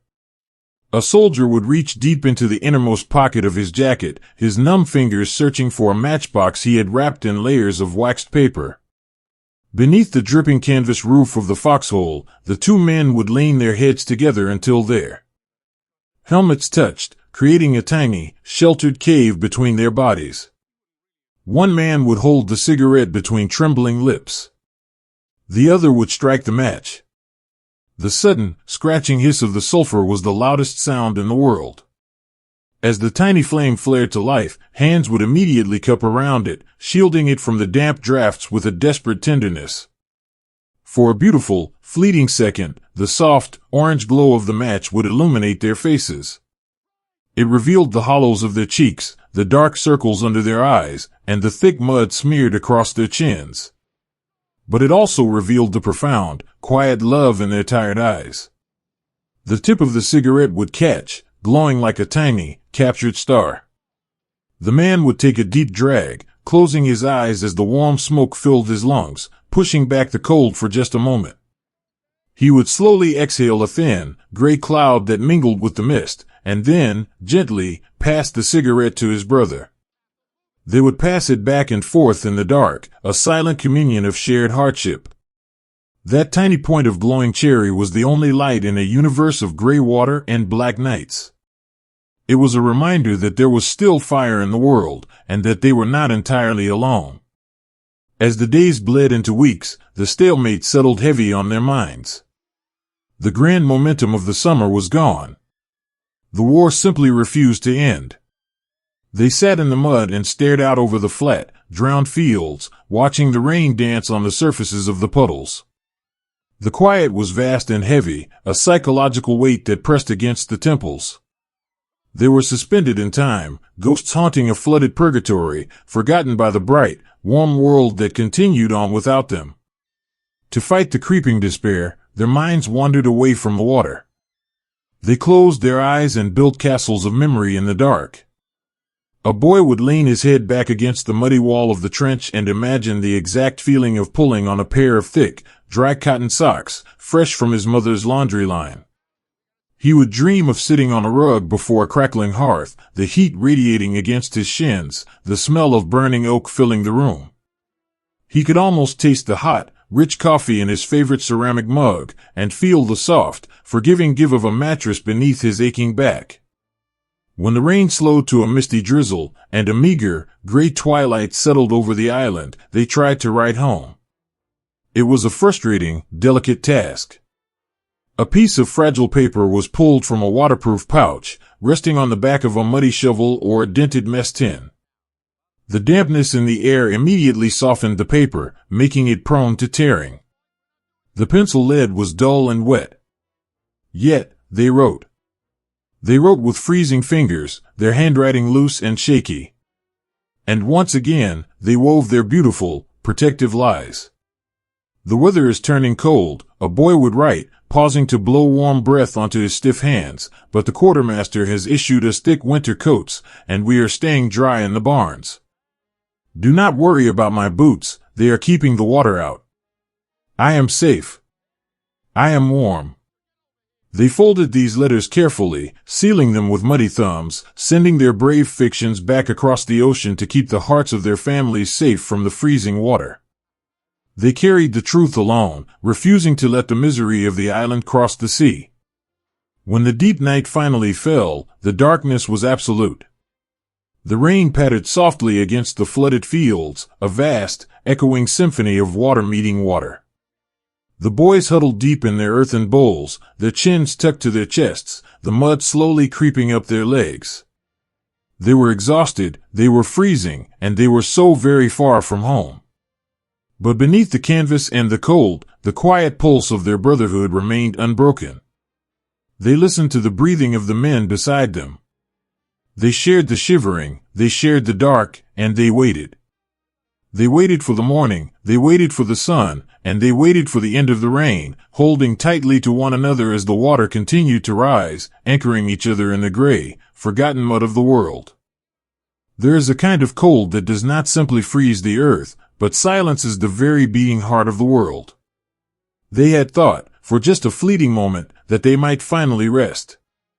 They had been pulled back from the endless, flooded mud of the flatlands, returning to a quiet camp where the promise of a warm meal and a dry cot felt like a miraculous gift. The young men had taken off their heavy, damp boots, rubbing life back into their aching feet, allowing themselves the dangerous luxury of imagining the holidays. They had begun to mend their torn canvas uniforms, writing letters in the soft, golden light of the barracks, dreaming of home, of crackling hearths, and of a peaceful winter. But the war is a restless, unforgiving tide, and it does not care for the dreams of tired boys. In the dead of the night, the quiet was shattered. The orders whispered through the dark, urgent and heavy. There was no time to gather proper supplies, no time to issue the thick winter coats or the heavy, fleece-lined boots that would keep the frost at bay. They grabbed what little they had, their rifles, a handful of ammunition, a thin wool blanket if they were lucky, and rushed out into the biting air.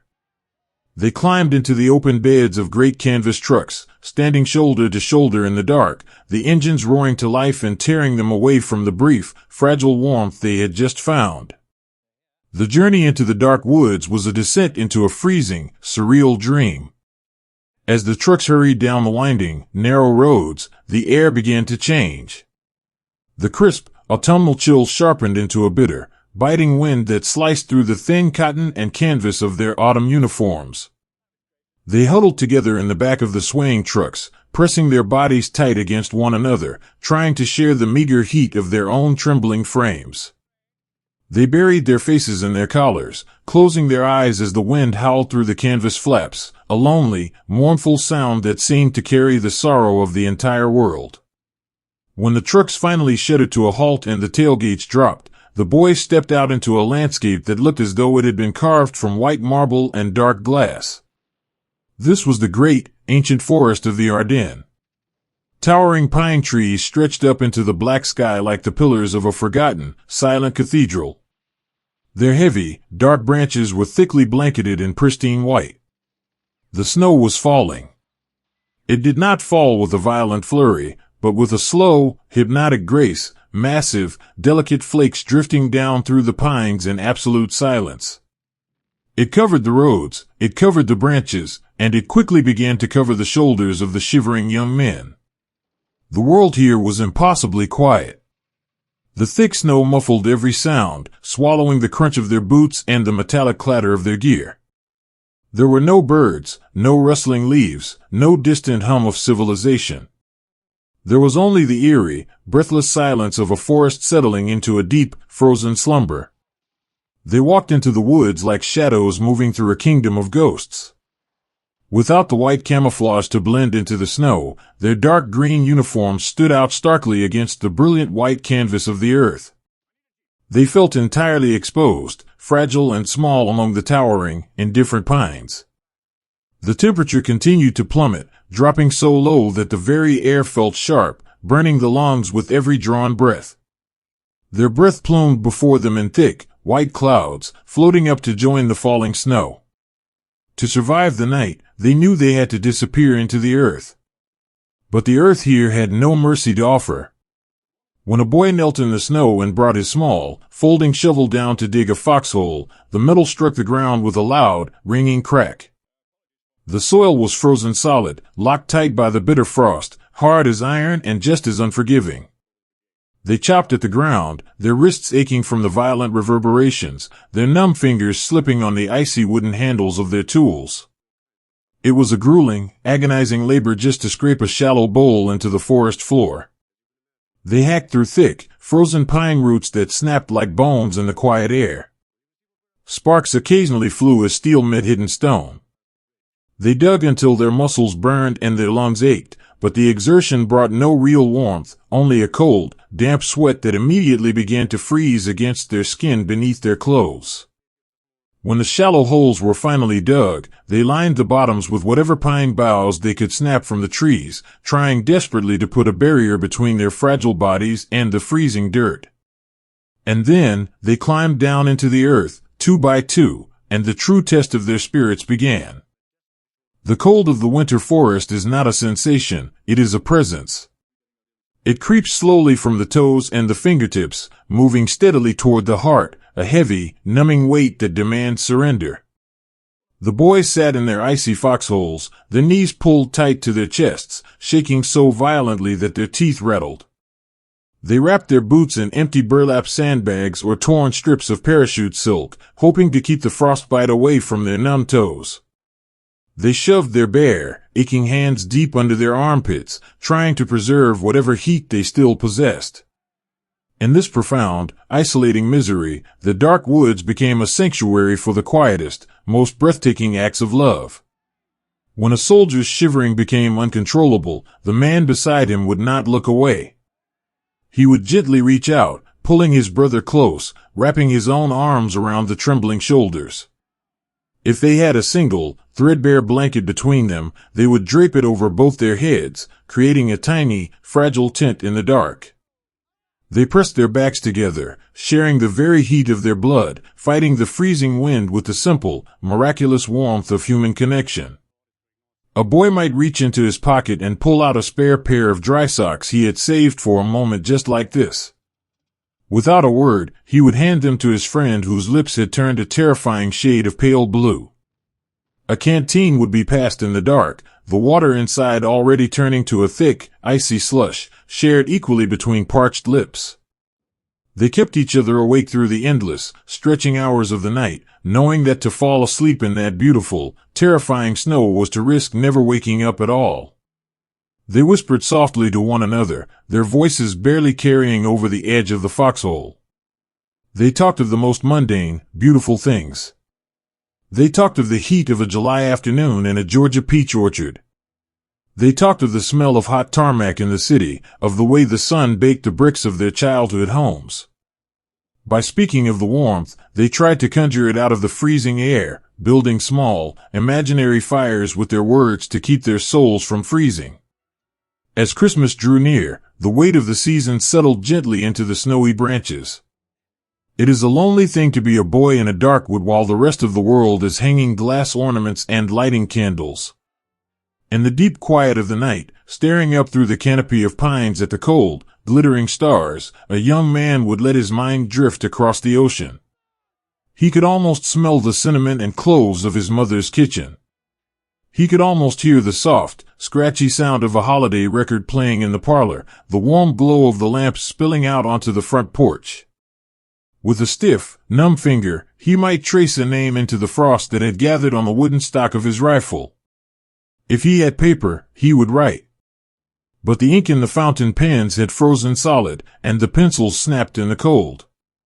So, he wrote the letters in his heart. The trees here are very beautiful, he would whisper to himself, composing the words for his mother.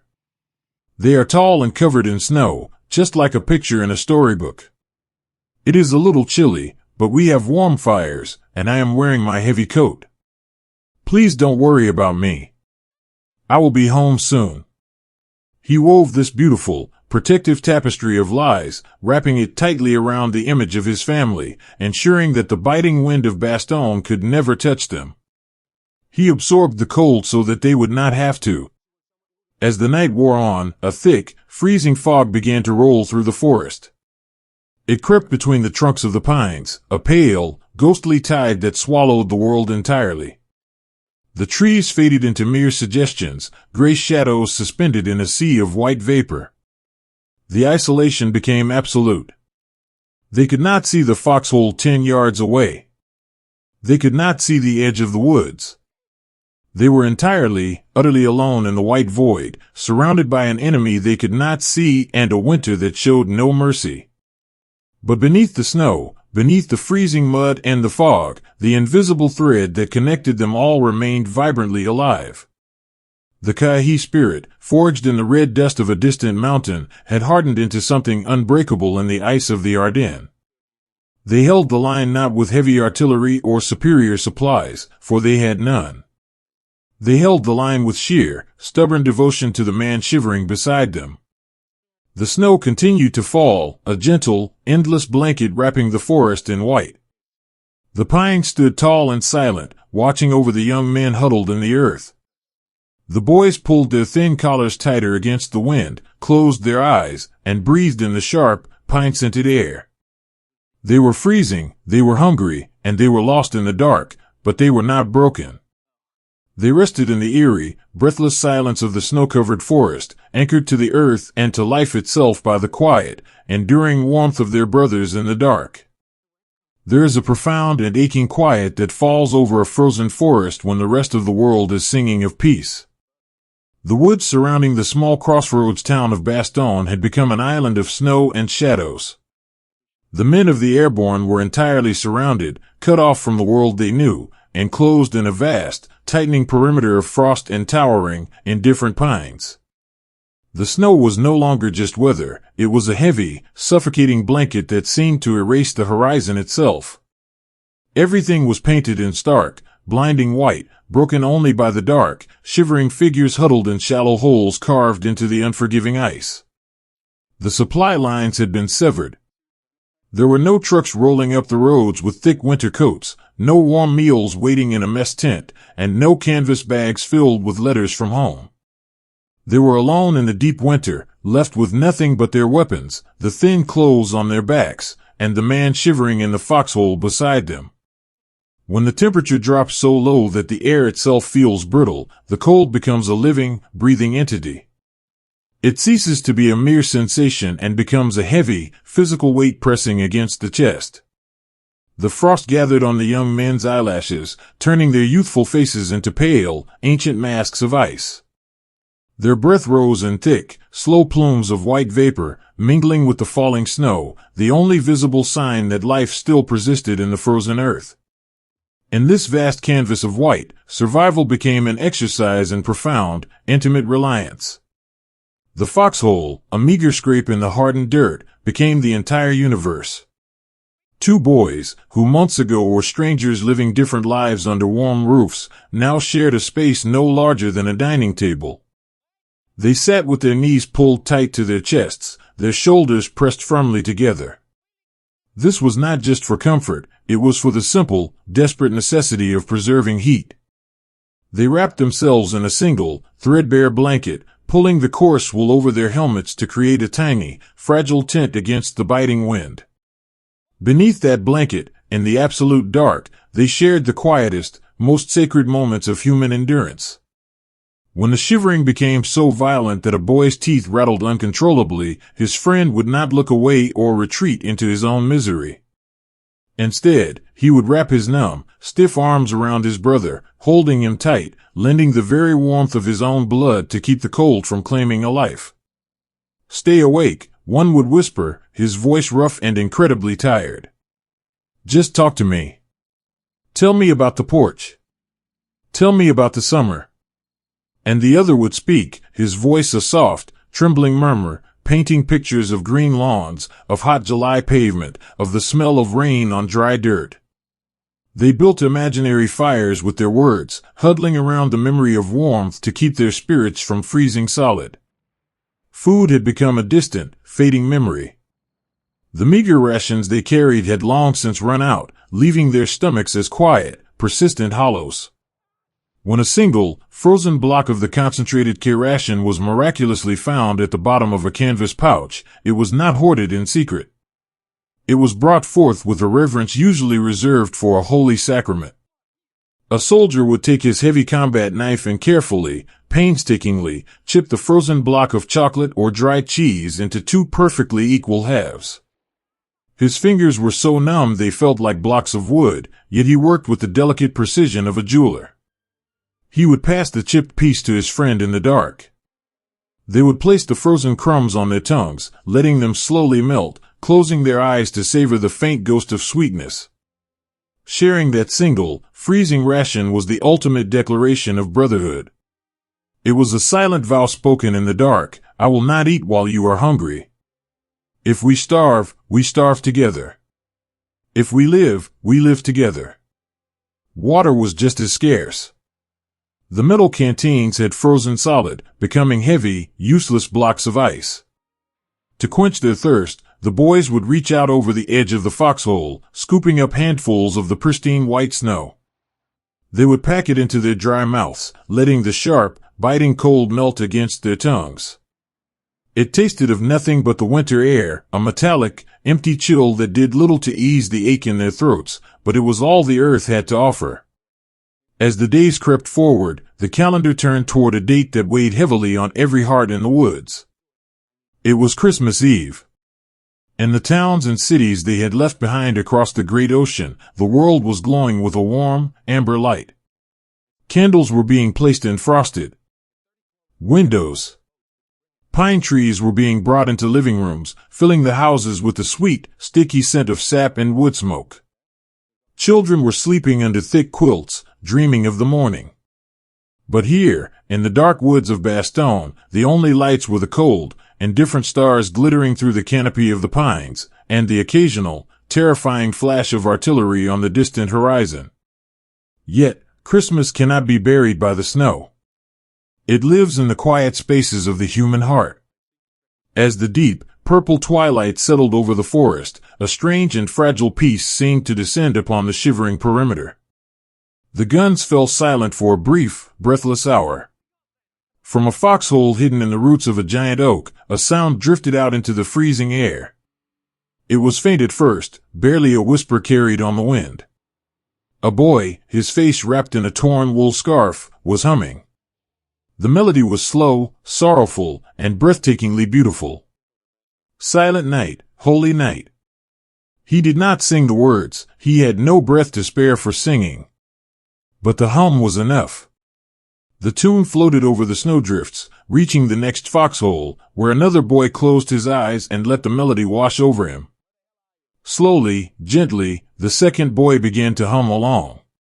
The sound moved down the line like a gentle wave, a chorus of trembling, exhausted voices rising from the frozen earth. It was a lullaby for the lost, a collective, unspoken prayer woven into the winter wind. In that quiet harmony, they were not soldiers trapped in a siege. They were a choir of brothers, holding back the darkness with a song of peace. In the center of the town, away from the tree line, the canvas of white was stained with the red of their sacrifice. Inside a small, freezing church that had been converted into a makeshift aid station, the true angels of Bastogne walked among the pews. Medics, their hands stained with the crimson cost of the line they were holding, moved with a quiet, tireless grace. They had no medicine left, no proper bandages, no blankets to offer the shivering wounded. They used torn bedsheets, torn shirts, whatever they could find to bind the wounds. The floors were a mosaic of white snow tracked in from boots and the bright, heartbreaking red of the injured. Yet, there was no panic in this cold sanctuary. When a medic knelt beside a boy lying on the hard stone floor, he could not offer a painkiller. He could only offer himself. He would take the boy's cold hand in his own, gently brushing the damp hair from his forehead. "You're doing fine," the medic would whisper, his voice a soothing, steady anchor in a sea of pain. "You're going to be warm soon. Just rest your eyes." The gentle touch of a hand, the soft assurance of a voice, these were the only medicines left, and they were administered with a profound, boundless compassion. Back on the perimeter, as midnight approached, the boys tried to write the letters they knew they could not send. They were severed from the lifeline of paper and ink. No mail could breach the wall of snow and steel that surrounded them. So, they wrote the letters in their minds, staring out into the vast, white emptiness. "Dear Mother," a boy from a golden farm in the Midwest would think, pressing his cheek against the cold wooden stock of his rifle. "It is a white Christmas here. The snow is very deep, and the pines look just like the postcards we used to buy. I am thinking of the apple pie you make, and how the house smells of cinnamon right now. I want you to know that I am wearing the thick socks you knitted for me. They are keeping me so warm. The boys here are good to me. We are safe, and we are looking out for each other. Please, put an extra log on the fire for me, and go to sleep. Do not worry." He wove these beautiful, protective lies with tears freezing in the corners of his eyes. He absorbed the agonizing cold of the foxhole so that his family could sleep peacefully by the hearth. He bore the weight of the winter so they would not have to. This was the quiet, invisible heroism of the surrounded men. They were not fighting for glory or for territory. They were fighting to keep the winter away from the front porches of their childhood homes. When the dawn finally broke on Christmas morning, it brought no miraculous rescue. The sky turned a pale, delicate pink, casting a soft, rose-colored light over the heavy snowdrifts. The pines cast long, blue shadows across the white fields. The boys slowly emerged from their frozen holes, brushing the fresh layer of snow from their shoulders. They looked around at the faces of their brothers, faces that were gaunt, pale, and covered in dark soot and frost.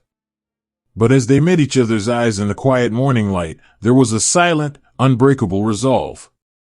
A boy reached out and gently dusted the snow from the helmet of his friend. Another offered a tired, genuine smile. They had survived the longest, coldest night of their lives. They were freezing, they were hungry, and they were completely alone at the edge of the world. But the line had held. It had not been held by the force of heavy weapons or the strength of superior supplies. It had been held by the sheer, stubborn will of a brotherhood that simply refused to let go. It was held by the warmth of a shared shoulder, the gift of a single frozen crumb, and the quiet hum of a carol in the dark. As the sun climbed higher, reflecting brilliantly off the canvas of white, the boys settled back into the earth. The wind continued to sigh through the pines, but the cold no longer felt like a conqueror. It was just a season, and seasons always pass. They rested together in the quiet snow, waiting for the relief that they knew, deep in their resilient hearts, would eventually come, keeping the flame of their humanity burning brightly in the beautiful, freezing dark. There is a dangerous, seductive comfort in the freezing fog, a quiet voice that whispers to the exhausted mind, urging it simply to close its eyes and surrender to the snow. For weeks, the dark woods had been their entire world, a frozen cage of towering pines and shattered branches. But as the deep winter dragged on, a new, heavy presence settled over the earth. It was a thick, pale fog that rolled through the trees like a slow tide, swallowing the trunks, erasing the sky, and reducing the world to a few feet of gray, muted space. Inside this pale cloud, the cold changed. It was no longer just a sharp, biting wind that stung the cheeks. It was a damp, creeping chill that seeped through the wet wool, bypassed the skin, and settled directly into the soul. In the shallow, icy bowls of their foxholes, the young men fought a terrible, silent war against their own bodies. When you have been freezing for so long, when the hunger has hollowed out your stomach and the fatigue has turned your bones to lead, the cold begins to play beautiful, terrible tricks on the mind. The snow begins to look like a soft, inviting bed. The freezing air begins to feel like a warm, heavy blanket.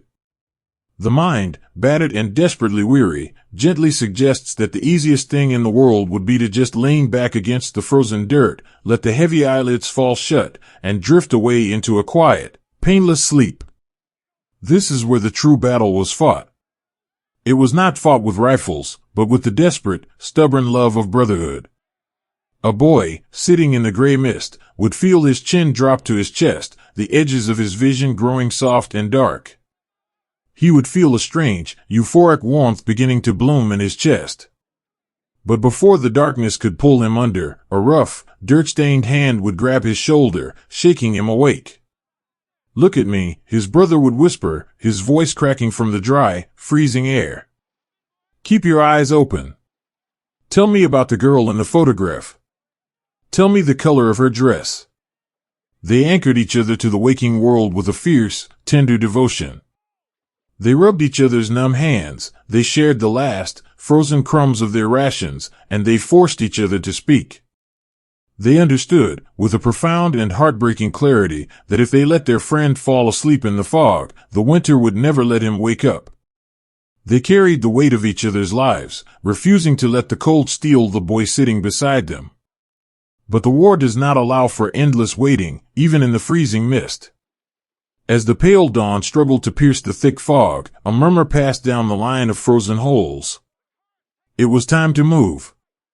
Hidden somewhere in the gray valley below them was a town, a small cluster of stone houses called Foy. They had to leave the shelter of the woods, cross the open, snow-covered field, and push the shadows back. To simply stand up required an act of unimaginable courage. Their canvas uniforms had frozen solid during the night, stiff as wooden boards. Their joints ached with a deep, grinding pain, and their boots were sealed to their feet by layers of ice. When a boy tried to rise from his foxhole, his knees would tremble, threatening to buckle beneath him. He had to grasp the icy roots of the trees, pulling his heavy, exhausted body upward inch by painful inch. When a soldier struggled, unable to find the strength in his frozen legs to lift himself from the earth, the man beside him did not hesitate.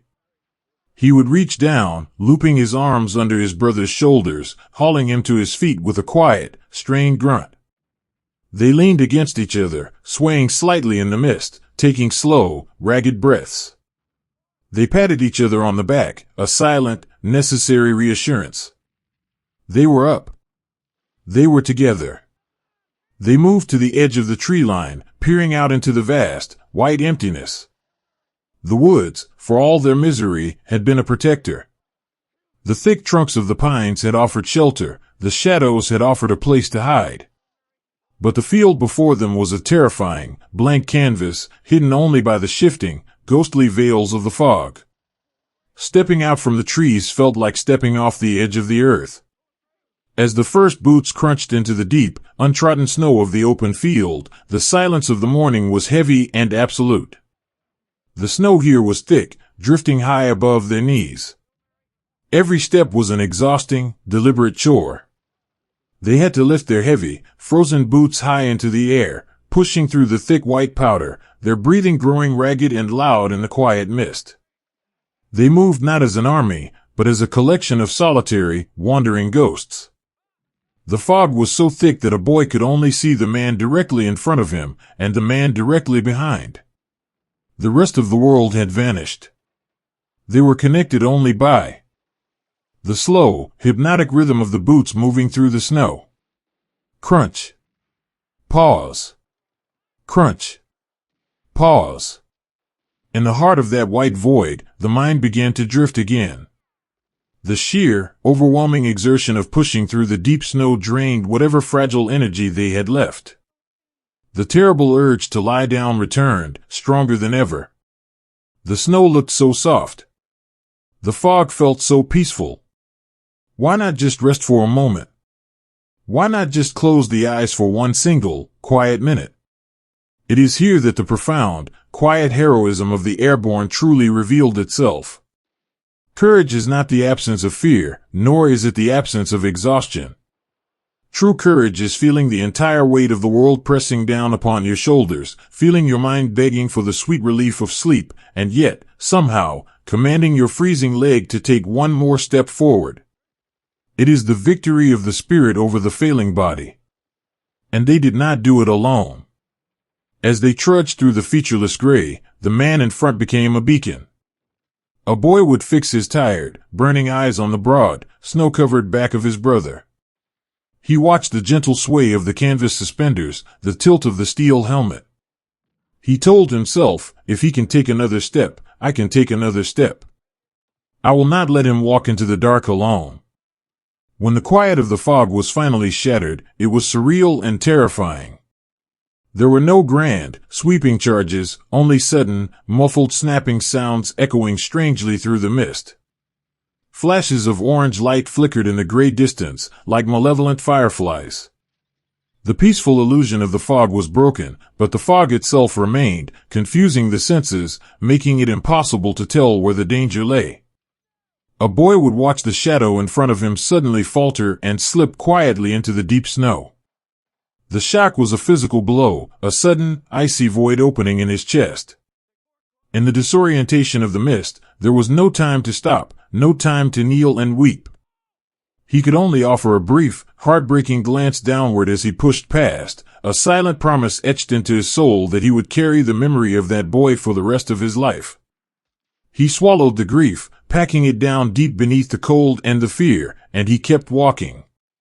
When a man stumbled, his frozen boot catching on a hidden root beneath the snow, plunging him face first into the freezing powder, the boy behind him did not leave him. Despite the profound danger of stopping in the open field, he would drop his own heavy gear, sinking to his knees in the snow. He would grab the thick canvas webbing of his fallen friend's harness, pulling with all his remaining strength, his face contorted with the effort, until the man was back on his feet. A brief, breathless squeeze of the arm. A nod in the fog. And they continued. Slowly, agonizingly, the shapes of the town began to emerge from the mist. Dark, slanted roofs coated in white. Thick stone walls. The skeleton of a small, ruined church. The edge of Foy. As they reached the first buildings, pulling themselves over the crumbling stone walls and collapsing into the sheltered alleys, a strange and beautiful thing happened. The pale, weak sun finally began to burn through the winter haze.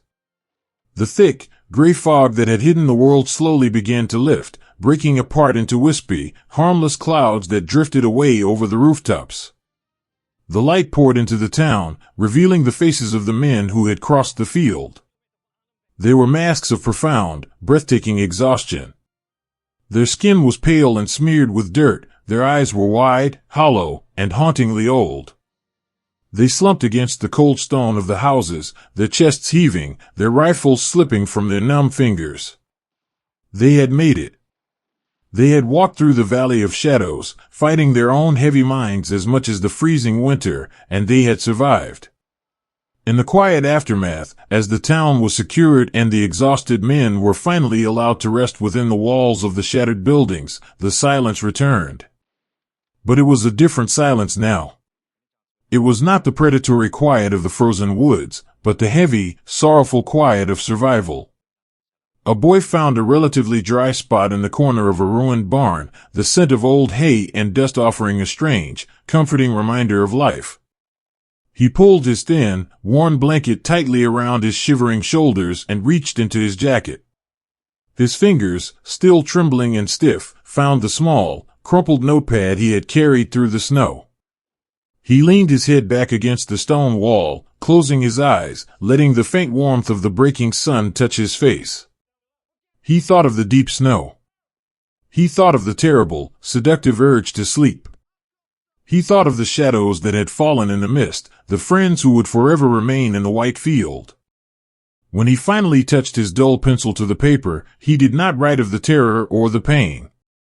He built his gentle wall of words once more. The fog lifted today, he wrote, his handwriting slow and jagged. The sun is shining on the town, and the snow looks very peaceful. I was tired this morning, but I am resting now on a warm barn. The boys are sitting with me. We are looking out for each other. I am thinking of the warm kitchen and the smell of the coffee on the stove. I will be seeing you soon. He folded the paper with a slow, deliberate care, sealing the truth of the gray field deep within his own heart, keeping his family safe in the light. Outside, the winter sun continued to rise, casting long, golden shadows across the snow. The freezing fog was gone, leaving behind a sky of crisp, piercing blue. The young men of the Airborne leaned against each other in the quiet ruins, their breathing slowly returning to a calm, steady rhythm. They had found the profound courage to stand when standing seemed impossible. They had carried each other through the blinding white. And now, at long last, as the afternoon draped its comforting arms around the stone walls of Foy, they allowed their heavy, weary eyelids to close, and they finally, peacefully, slept. There is a specific, quiet sorrow in the air when the deep snow finally begins to weep, turning a beautiful, frozen world into a landscape of gray and endless mud. For so long, the young men had fought against the pristine, biting white of the winter forest. The snow had been a cruel enemy, but it had also been clean. It had covered the scars of the earth in a sparkling, silent blanket. But as the long winter finally broke, and the temperatures began their slow, hesitant climb, the majestic frost of the Ardennes melted away. The boys climbed into the backs of the rumbling trucks once more, leaving the deep woods behind, traveling toward a town called Haguenau. And as they traveled, the world thawed around them, not with the bright, hopeful bloom of spring, but with a slow, dismal surrender. The earth, frozen solid for months, turned soft and yielding. It became a thick, freezing slurry that seemed to possess a heavy, dragging wool of its own. This was not the red, dusty clay of their training days, nor the damp, green soil of the English countryside. This was a bleak, exhausted mud. It coated their boots in heavy layers, making every step feel as though they were walking with iron weights tied to their ankles. It splattered against their canvas trousers, soaking through to the wool beneath, a wet, creeping chill that never quite dried. When they arrived in the broken streets of Haguenau, they found a town holding its breath on the edge of a dark, slow-moving river. The great battles, the massive drops from the sky, and the desperate stands in the snow were behind them now. What lay ahead was a different kind of war, a quiet, grinding war of attrition, fought in the crumbling basements of ruined houses and along the muddy, flooded banks of the water. In this gray, dripping world, the most profound enemy was not the army waiting on the other side of the river. It was the crushing, psychological weight of the routine. When a human heart has beaten so fast for so long, driven by the sheer, desperate instinct to survive the cold and the dark, the sudden absence of that terror leaves behind a hollow, echoing void. The adrenaline that had kept them standing in the snow slowly drained away, leaving only a profound, soul-deep fatigue. They were young men, boys, really, who should have been worrying about sweethearts and Saturday night dances, but sitting in the damp shadows of the Haguenau cellars, they moved with the slow, careful ache of old men. The days bled into one another in a seamless, gray ribbon of monotony. They would sit for hours in the dim light, listening to the relentless sound of the thawing ice dripping from the broken eaves. Drip, drip, drip. It was a hypnotic, maddening metronome that measured the slow passing of their youth. They stared at the crumbling brick walls, their eyes hollow and vacant, lost in a quiet, collective trance. The mind, battered by months of constant sorrow, simply wanted to rest. It questioned the endless cycle of waking up, of lacing wet boots, of cleaning a rifle that felt too heavy to hold. They asked themselves, in the quietest whispers of their hearts, if the world would ever truly be dry again. But the war would not let them sleep. When the gray daylight faded into a pitch-black, misty night, the orders would come down into the cellars. They had to cross the river. These night patrols were a surreal, terrifying dance in the dark. There was no grand objective, no town to liberate. They were sent across the black, freezing water in small, fragile rubber boats, simply to see what was there, to capture a shadow, to remind the unseen enemy that they were still waiting. Stepping out of the cellar and into the freezing mud of the riverbank took a quiet, monumental courage. They moved without speaking, their faces painted black once more, not with burnt cork this time, but with the soot scraped from the ruins of the town. They slid the rubber boats into the water, the icy current instantly pulling at the sides. They paddled in absolute silence. The only sound was the soft, rhythmic dip of the wooden oars slicing through the black water. The river was a mirror reflecting the dark, starless sky, and as they drifted across, suspended between the muddy shores, they felt entirely alone in the universe. The fear here was not the sharp, burning panic of the open fields. It was a cold, creeping dread. It was the fear of the dark water, the fear of the sudden, blinding flare, the fear of simply disappearing into the mud and the mist, never to be found. When they returned to the friendly shore, pulling the heavy, wet rubber onto the mud, their hands were completely numb, locked into hook shapes from gripping the paddles. They slipped and slid up the muddy banks, their chests heaving, their breath pluming in the damp air. They had survived another night. But there was no celebration, no euphoric relief. There was only the heavy knowledge that tomorrow night, the river would still be there, waiting in the dark. It was in these crushing, desolate hours that the quiet grace of their brotherhood became their only true sanctuary. When a boy stumbled down the cellar stairs, soaked to the bone from the river, shivering so hard his teeth clicked together, the men who had stayed behind did not simply watch him suffer. A shadow would move in the corner of the dim basement. A friend would strike a match, holding it carefully under a tiny, chemical heat tab. He would place a dented metal canteen cup over the weak, blue flame, warming a small measure of instant coffee. It wasn't much, it tasted of tin and bitter dust, but as he pressed the warm metal cup into the trembling hands of the returning soldier, it was an offering of profound love. "Drink," he would whisper, his voice soft and grounding in the damp dark. "It's warm. You're back. Just drink." Another boy would kneel in the mud of the floor, gently unlacing the freezing, wet boots of his friend. He would pull off the soaked wool socks, rubbing the pale, icy feet with his own rough, dirt-stained hands, trying to coax the blood back into the toes. He would reach into his own dry pack, pulling out a pair of socks he had carefully hoarded, and slip them onto his brother's feet. In a world that had stripped him of every comfort, the gift of dry wool was a breathtaking act of mercy. They huddled together around the tiny, chemical flames, their shoulders touching, their wet uniforms steaming faintly in the cold air. They didn't talk about the river. They didn't talk about the mud. They understood that speaking the misery aloud would give it too much power. Instead, they leaned against each other, sharing the quiet rhythm of their breathing. The simple, undeniable presence of the man sitting beside them was the anchor that kept them from drifting away into the gray void. They were tired beyond all human measure, but they were tired together. When the weak, watery sunlight finally began to filter through the cracks in the cellar ceiling, signaling another day of waiting, the boys would pull out their small, battered notebooks. Writing a letter in the deep mud of Haguenau was a heavy, delicate burden. The paper was always slightly damp, curling at the edges, and the pencil lead smeared if pressed too hard. A boy would sit with his back against a cold stone pillar, closing his eyes for a moment to summon the memory of the sun. What could he say to his mother, who was sitting in a clean, bright kitchen thousands of miles away? He could not tell her about the black water of the river. He could not tell her how heavy his boots felt, or how the damp chill made his bones ache with a sorrow he couldn't name. He had to protect her from the gray world he was living in. The snow was finally melting, he would write, keeping his handwriting as neat as his shivering hands would allow. Spring is on its way. We are staying in a town, out of the wind. I am keeping my feet dry, just like you told me. I was thinking today about the porch swing, and how the wisteria must be getting ready to bloom. I can almost smell it. I am doing fine.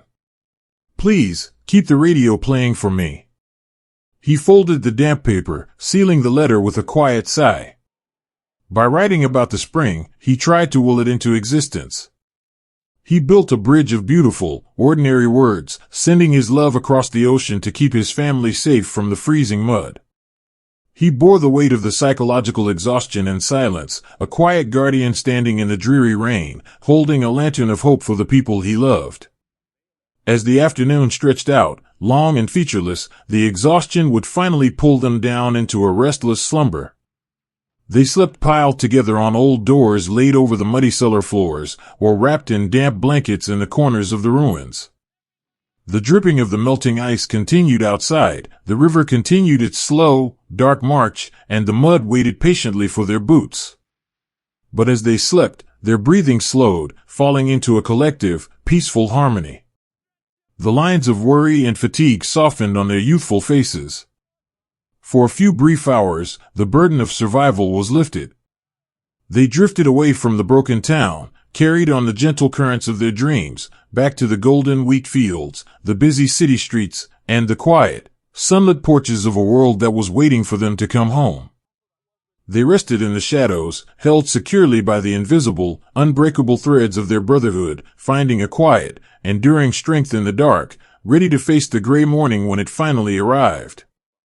There is a strange, unsettling silence that falls over the earth when an invisible line on a map is finally crossed. For so long, the young men had pushed eastward, fighting through the tangled hedgerows, the flooded plains, the freezing forests, and the bleak, gray mud. Every step had been a struggle against the land itself, an agonizing, violent negotiation for a few yards of earth. But as the long, bitter winter finally surrendered to the gentle, warming breath of spring, the road began to change. The mud dried into a firm, dusty ribbon that wound its way through rolling green valleys and thick, ancient woods. And then, without any grand fanfare, without a sudden clap of thunder or a dramatic shift in the sky, they crossed the threshold. They were in Germany. They had imagined this place for years, picturing it as a dark, fortress-like realm, a landscape of fire and iron. But the reality of the enemy's homeland was breathtakingly, heartbreakingly ordinary. The hills were soft and draped in the bright, hopeful emerald of new grass. The forest smelled sweetly of pine and damp, waking earth. The winding rivers caught the pale blue of the sky, shimmering gently in the afternoon sun. It was a beautiful country, waking up to the spring just as their own hometowns were waking up across the great ocean. Yet, as the boys walked down the long, paved roads, they did not look like the triumphant conquerors of a fallen empire. They walked with the slow, rhythmic, scuffing shuffle of men who had simply been asked to carry too much for too long. Their uniforms were faded, the knees and elbows patched with rough canvas, the colors washed out by rain and snow and time. The heavy packs on their backs seemed to pull their shoulders down, carving a permanent stoop into their young frames. They felt less like an army and more like a procession of ghosts wandering through a surreal, quiet dream. The fierce, burning adrenaline that had propelled them across the drop zones of Normandy and kept them shivering but alive in the foxholes of Bastogne was entirely gone. What remained was a profound, hollow exhaustion. It was a weariness that lived in the very marrow of their bones, a heavy, silent ache that no amount of sleep could ever truly cure. They moved through the beautiful landscape as if they were made of glass, fragile and transparent, haunted by the memories of the boys who had started this long walk with them but had been left behind in the dark earth of foreign fields. As they approached the small, picturesque towns that dotted the valleys, the surreal nature of their journey only deepened. There were no barricades here, no roaring cannons hidden in the tree lines. Instead, the towns were draped in a sudden, quiet surrender. From the windows of the tall, timber-framed houses, white bedsheets and tablecloths fluttered gently in the breeze. They hung there like pale, silent flags of exhaustion, rippling in the spring wind, a universal declaration that the people inside, too, were simply tired of the dark. The soldiers marched down the cobblestone streets, their heavy boots echoing against the stone walls with a hollow, rhythmic thud. Scuff, step. Scuff, step. The sound seemed too loud in the empty air. The civilians stood on the sidewalks or peered cautiously from behind half-closed shutters. They were not the terrifying, faceless enemy the boys had been trained to fear. They were old men leaning heavily on wooden canes. They were weary mothers clutching tattered shawls around their shoulders. There were children with smudged faces and wide, unblinking eyes, watching the procession of dusty, green-clad ghosts passing through their front yards. In these quiet, staring encounters, the heavy armor of the soldier began to soften, revealing the tender, aching heart of the boy beneath. A paratrooper, his face lined with the deep, gray fatigue of 1,000 miles, would look at a small, shivering child standing by the edge of the road. The soldier would not see an enemy. He would see his own little brother, waiting on the porch back in Ohio or Pennsylvania. Without breaking the slow rhythm of his march, the soldier would reach a tired, calloused hand deep into his canvas pocket. His fingers would find a small, foil-wrapped piece of chocolate or a hard fruit candy saved from a ration pack. He would toss it gently into the grass near the child's feet, offering a brief, exhausted half-smile. The child would hesitate, then reach down to claim the small treasure, looking up with a fleeting, universal spark of gratitude. In that silent, stolen moment, the vast, terrible war dissolved into nothing. There was only a hungry child, a tired boy, and the quiet, enduring grace of human kindness. These small acts of mercy were scattered all along the long road east. They shared their water with the elderly pulling heavy wooden carts. They offered a gentle nod to a weeping mother. They were discovering that beneath the uniforms and the borders, the world was entirely filled with people who were simply trying to survive the storm. When evening fell, painting the German sky in deep shades of violet and bruised gold, the march would finally pause. For the first time in what felt like a lifetime, they did not have to dig holes into the freezing earth.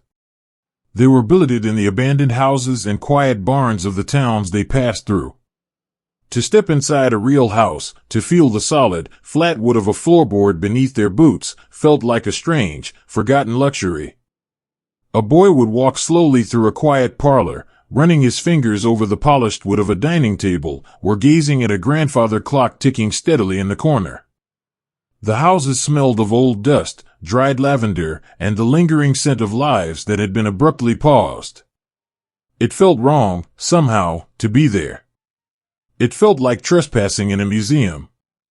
They moved carefully, speaking in hushed, reverent whispers, afraid to disturb the fragile peace of the rooms. They would find a soft rug or a real mattress, collapsing onto it with a heavy, collective sigh. The sheer relief of resting without the fear of the freezing mud was overwhelming. And as the dark settled over the strange, quiet towns, the small, flickering lights of lanterns and stubby candles would bloom in the windows. It was time to write the letters. Sitting on the floor, leaning back against a wallpapered wall, a boy would balance his small, worn notepad on his knee.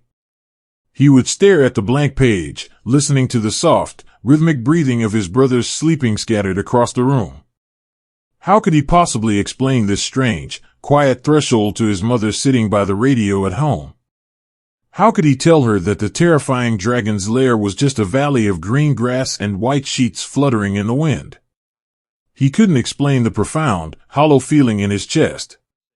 So, he wove his gentle, protective words once more, wrapping the truth in soft, simple layers. "We have crossed the border," he would write, the pencil moving slowly, deliberately over the paper. "The country here is very beautiful. It looks a little bit like the hills out past the county line, green and peaceful. We are sleeping inside tonight, with a real roof over our heads. My boots are finally dry. The people here are just folks, mostly tired, just like us. Please tell Dad I saw a tractor today that looked just like his old one. I am safe. The walking is long, but I am safe. I hope to see the front porch soon." He would fold the paper with infinite care, a quiet ritual that anchored his floating, ghost-like spirit back to the solid earth of his home. He sealed the envelope, pressing it to his chest for just a second, a silent prayer sent into the dark room. As the night deepened, the silence of the German countryside was vast and profound. There was no distant rumble of artillery, no frantic drone of airplanes overhead. There was only the gentle rustle of the spring wind through the open windows, and the soft, steady ticking of the grandfather clocks counting the quiet hours. The young men lay on the floors and the beds, their eyes closed, but their minds still moving. Even in sleep, their legs occasionally twitched, phantom echoes of the long, endless road. They were so very far from the boys who had run up the dusty mountain in Georgia. They had been forged in the fire, scattered in the wind, frozen in the snow, and drowned in the mud. And now, they were simply tired wanderers, walking through a quiet, defeated land, carrying the heavy, invisible burden of survival. But as they drifted deeper into the gentle embrace of sleep, the weariness began to soften. They were surrounded by the men who had carried them through the dark. They listened to the familiar, comforting sound of their brothers breathing in the quiet house. The invisible thread that bound them together was stronger than the miles, stronger than the exhaustion, and stronger than the long road east. Tomorrow, the sun would rise again. The heavy boots would be laced, the packs would be shouldered, and the scuffing, rhythmic march would continue down the cobblestone streets. But for tonight, the road was paused. The ghosts could finally rest. Wrapped in the quiet shadows of a foreign room, under the same silver stars that shone over their distant homes, the boys slept, held safe and warm by the unbreakable, enduring love of the family they had found along the way. There are some shadows so deep, so profoundly heavy, that even the brightest spring sun cannot chase them away. The winding road through the Bavarian forests was supposed to be the final, peaceful stretch of a very long journey. The deep winter was finally a memory, and the woods had burst into a brilliant, emerald bloom. The air was soft and fragrant, carrying the sweet scent of pine needles, damp moss, and the delicate wildflowers that dotted the green hillsides. The young men of the Airborne walked beneath the canopy of ancient trees with a lighter step. The terrible thunders of the artillery had faded into the distance. They were simply tired boys, longing for the quiet porches of home, believing that the darkest pages of their story had already been written in the snows of the winter. But as the gentle breeze shifted, moving through the tall pines, it carried something unnatural. It was a faint, metallic scent, bitter and cold, woven with the heavy, undeniable odor of despair. The birdsong that had been following them all morning seemed to falter, and then, slowly, it ceased entirely. The forest grew unnervingly still. They emerged from the tree lane into a quiet clearing, their boots crunching softly on the dirt road. And there, hidden away in the beautiful, waking woods, was a sprawling complex of low wooden buildings, surrounded by a towering, rusted maze of barbed wire.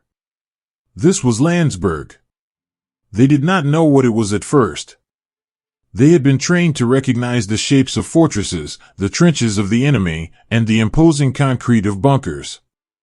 But this place had no cannons. It had no defensive walls meant to keep an invading army out. The wire here was twisted inward. It was designed to keep something in. As the soldiers cautiously approached the perimeter, their rifles lowered, the shadows behind the wire began to move. The boys stopped. The breath caught in their throats, a sudden, collective gasp that was swallowed by the silence of the woods. Standing on the other side of the rusted thorns were people. They were draped in tattered, striped rags that hung loosely from frames so frail, so impossibly thin, that they looked like fragile sketches drawn in charcoal and ash. Their heads were shaven, their shoulders bowed under an invisible, crushing weight. The young paratroopers had seen the absolute worst of the battlefield. They had held their brothers as they slipped away in the freezing mud. They had walked through shattered towns and crossed flooded fields under the cover of darkness. They thought they understood the limits of human suffering. But looking through the wire, they realized with a sudden, shattering clarity that they had known nothing at all. This was not the chaotic, tragic violence of a battlefield. This was a quiet, deliberate sorrow, a systematic erasure of humanity that defied every law of nature and every quiet prayer they had ever learned in their childhood churches. The silence between the two sides of the fence was vast and heartbreaking.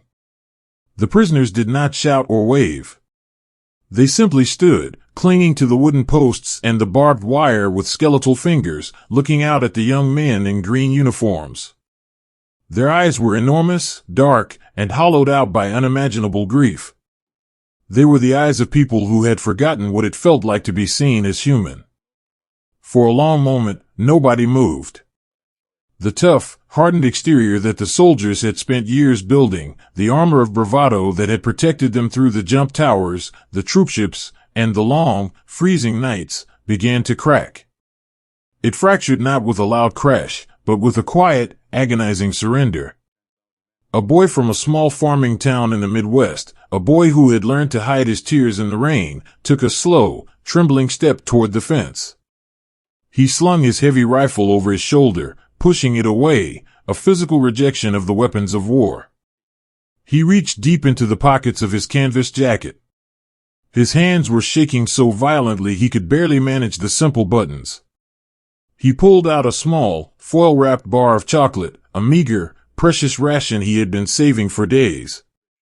He walked right up to the rusted barbs, the sharp metal plucking at his uniform.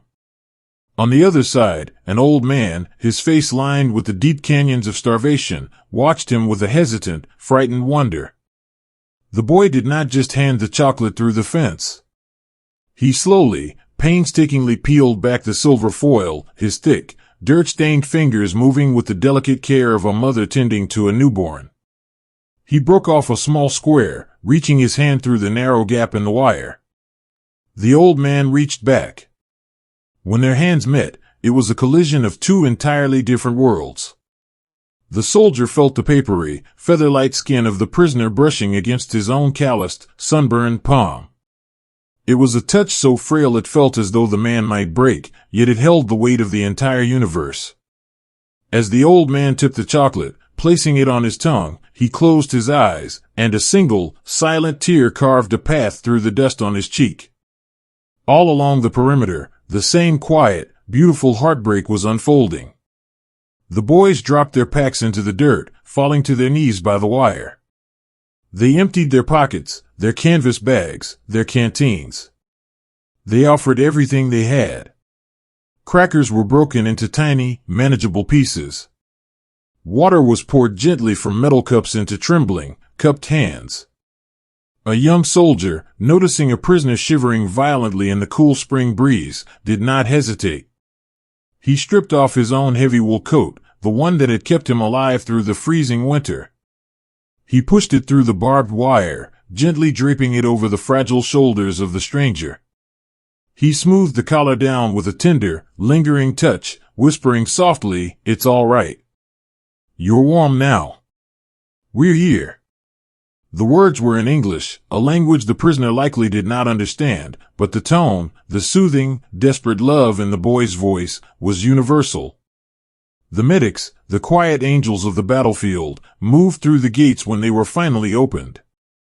They walked among the survivors not with the urgent, frantic energy of a combat aid station, but with a slow, boundless reverence. They knelt in the dirt, taking the fragile wrists of the prisoners into their hands to feel for a pulse. They washed the dirt from hollow cheeks with cool water from their canteens. They did not have the medicine to fix the profound damage that had been done, so they offered the only medicine they possessed, absolute, unconditional dignity. They looked the survivors in the eyes, touching their faces with infinite gentleness, silently promising them that they were finally, truly safe. As the afternoon shadows grew long, painting the tall pines in hues of violet and dark gold, the true emotional toll of the discovery began to settle over the soldiers. The boys retreated to the edge of the woods, sitting in the soft moss beneath the trees. They pulled their knees to their chests, burying their faces in their arms. They wept. They did not cry the loud, jagged tears of fear or physical pain. They wept with a profound, soul-shaking grief. They cried for the hollowed eyes staring through the wire. They cried for the beautiful spring day that felt like a terrible lie in the face of such darkness. They cried because their young, resilient hearts had been stretched to the absolute breaking point, and the sheer scale of the sorrow they had found was simply too heavy to carry. The Currahee spirit, the bond that had taught them to protect each other, expanded in those quiet woods. It reached out to embrace the broken strangers in the camp, folding them into the protective, fierce love of the brotherhood. That night, as the camp was secured and the long, slow process of healing began, the soldiers sat by the flickering light of small fires. The silence of the forest was no longer peaceful, it was a heavy, contemplative stillness. A boy sat leaning against the wheel of a canvas truck, his small notepad resting on his knee. He held his pencil, staring into the orange embers of the fire. He was thousands of miles away from the quiet, tree-lined street of his childhood. He thought of his mother, sitting by the radio, worrying about him.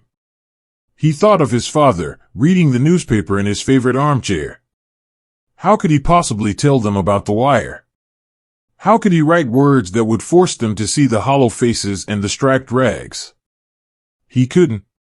He loved them too much to break their hearts, too. He wanted to keep the darkness of the world as far away from their front porch as possible. So, he pressed the pencil to the paper, his hand trembling, and he wrote with a new, quiet maturity. "Dear Mother," he wrote, the graphite moving slowly over the page. "The spring is here in Germany. The trees are very tall, and the air smells like the pine woods back home. I saw something today that made me very sad. I cannot tell you about it now. Maybe I will never be able to tell you. But I need you to know something. All those long nights in the cold, all the marching, all the days we spent away from home. I know why we did it now. I know why we are here. It was worth it. Every single step was worth it. I am proud to be here. Please do not worry. I am safe, and I am bringing the light." He folded the letter with a gentle, deliberate care, placing it into his chest pocket, right over his beating heart. He closed his eyes, leaning his head back against the cold metal of the truck. The discovery of the camp had changed them forever. The boys who had left the mountain in Georgia were gone, replaced by men who had looked into the deepest abyss of the human soul and responded with a piece of chocolate, a warm coat, and a gentle hand. They had confronted the unimaginable, and they had not turned away. As the deep night wrapped around the Bavarian forest, the stars emerged, shining with a cold, clear brilliance over the silent camp and the sleeping soldiers. The young men rested in the shadows of the pines, their hearts heavy but their purpose undeniably clear. They were the keepers of the peace, the quiet guardians who had crossed an ocean to open the gates of the dark. And as the wind whispered through the wire, carrying the promise of the coming dawn. They slept, anchored to the earth by the profound, enduring grace of their own humanity. There is a place where the earth reaches up so high, it finally touches the quiet, untroubled edge of heaven. The long, winding roads of the Bavarian Alps stretched upward, a ribbon of gray disappearing into the vast, open blue. The young men rode in the backs of their heavy canvas trucks, the engines groaning a deep, vibrating lullaby as they climbed higher and higher into the thin, cold air. For the first time in what felt like a lifetime, the boys were not looking out over the edge of the canvas with eyes wide and searching for shadows. They leaned their heavy heads against the wooden slats, letting the cool mountain breeze wash over their faces, closing their eyes to simply feel the warmth of the brilliant, high-altitude sun. They were leaving the dark, weeping forests and the gray mud of the valleys far behind them.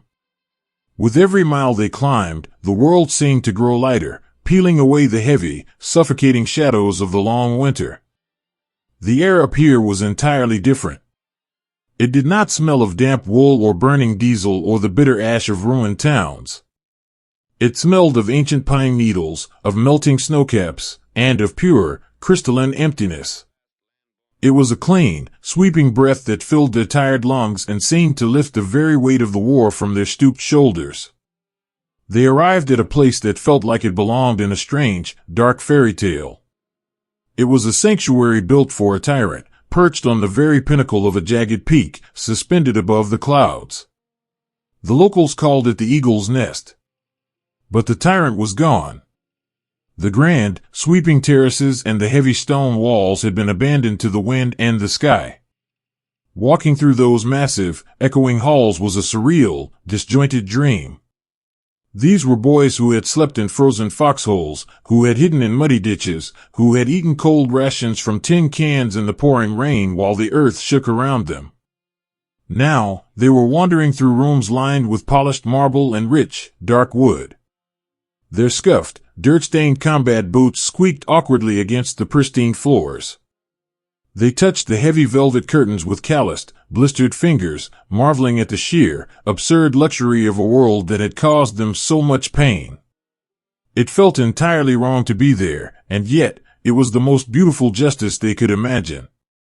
The boys from the farms of the heartland, the quiet mechanics from the small towns, the gentle clerks from the bustling cities, they had walked through the fire, and now, they stood at the very top of the world. Deep beneath the polished floors, in the cool, dark cellars carved directly into the heart of the mountain, they found the enemy's hidden treasures. There were no weapons down there, no maps or desperate plans. There were only thousands upon thousands of bottles of wine. It was a vast, carefully hoarded collection of the finest vintages from across Europe, stolen and locked away in the dark. The soldiers carried the dusty, heavy glass bottles up the winding stairs and out onto the broad stone patios that overlooked the world. They popped the corks with their heavy combat knives, the soft, hollow pop echoing strangely in the quiet mountain air. They did not have fine crystal glasses. They poured the rich, ruby-red wine and the sparkling, golden champagne into their dented metal canteen cups.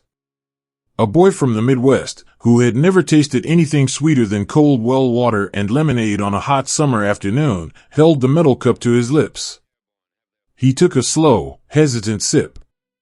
The wine was cool and incredibly sweet, bursting with the flavor of grapes grown in sun-drenched vineyards he had never seen. He closed his eyes, letting the sweetness wash away the lingering taste of tin and fear that had lived in his mouth for years.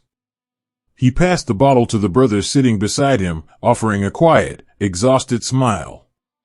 And then, as they sat there on the roof of the world, bathed in the golden light of the late afternoon, the news arrived. It did not come with a loud, triumphant shout. It did not come with the blaring of trumpets or a grand, sweeping parade. It moved through the men on the patio like a gentle, invisible wave, passed from one quiet voice to another in soft, disbelieving whispers. The fighting had stopped. The enemy had surrendered. The European war was over. For a long, breathtaking moment, nobody moved. The mind of a soldier, so deeply conditioned to wait for the sudden crack of a rifle or the terrifying whistle of falling artillery, simply could not process the idea of safety. For years, their bodies had been coiled tight, their nerves stretched thin like piano wire, ready to react, ready to fight, ready to survive. How do you simply turn that off? How do you tell a heart that has been racing for 1,000 miles that it is finally allowed to slow down? The reaction was not a cheer. It was a profound, echoing silence. A boy sitting on the stone wall slowly reached down to his rifle, the heavy weapon that had been his constant, heavy shadow since the red dirt of the training camps. With trembling fingers, he pressed the release, sliding the heavy metal clip of ammunition out of the receiver. He held the bullets in his hand for a moment, looking at them as if they were strange, alien objects. Then, he gently placed the clip on the stone beside him, resting the empty rifle across his knees. He unbuckled the heavy canvas strap of his helmet, lifting the steel shell from his head and letting it drop to the floor with a dull, hollow clatter. He ran his hand through his damp, uncombed hair, tilting his face up toward the sun. And then, he let out a long, shuddering sigh. It was the sound of a heavy burden finally being set down. It was the breath he had been holding since he first stepped out of the airplane door into the dark night of Normandy. All around him, his brothers were doing the same. They were unbuttoning their stiff collars, unlacing their heavy boots, and shedding the armor of the war. They sat on the stone retaining walls, their tired legs dangling over the sheer drop. Below them, a vast, endless ocean of white clouds stretched out to the horizon, catching the pastel colors of the descending sun. The peaks of the Alps pierced through the clouds like islands in a gentle, rolling sea. There was no sound up here. The silence was so pure, so absolute, it felt almost heavy. There was only the whisper of the high-altitude wind moving over the stone.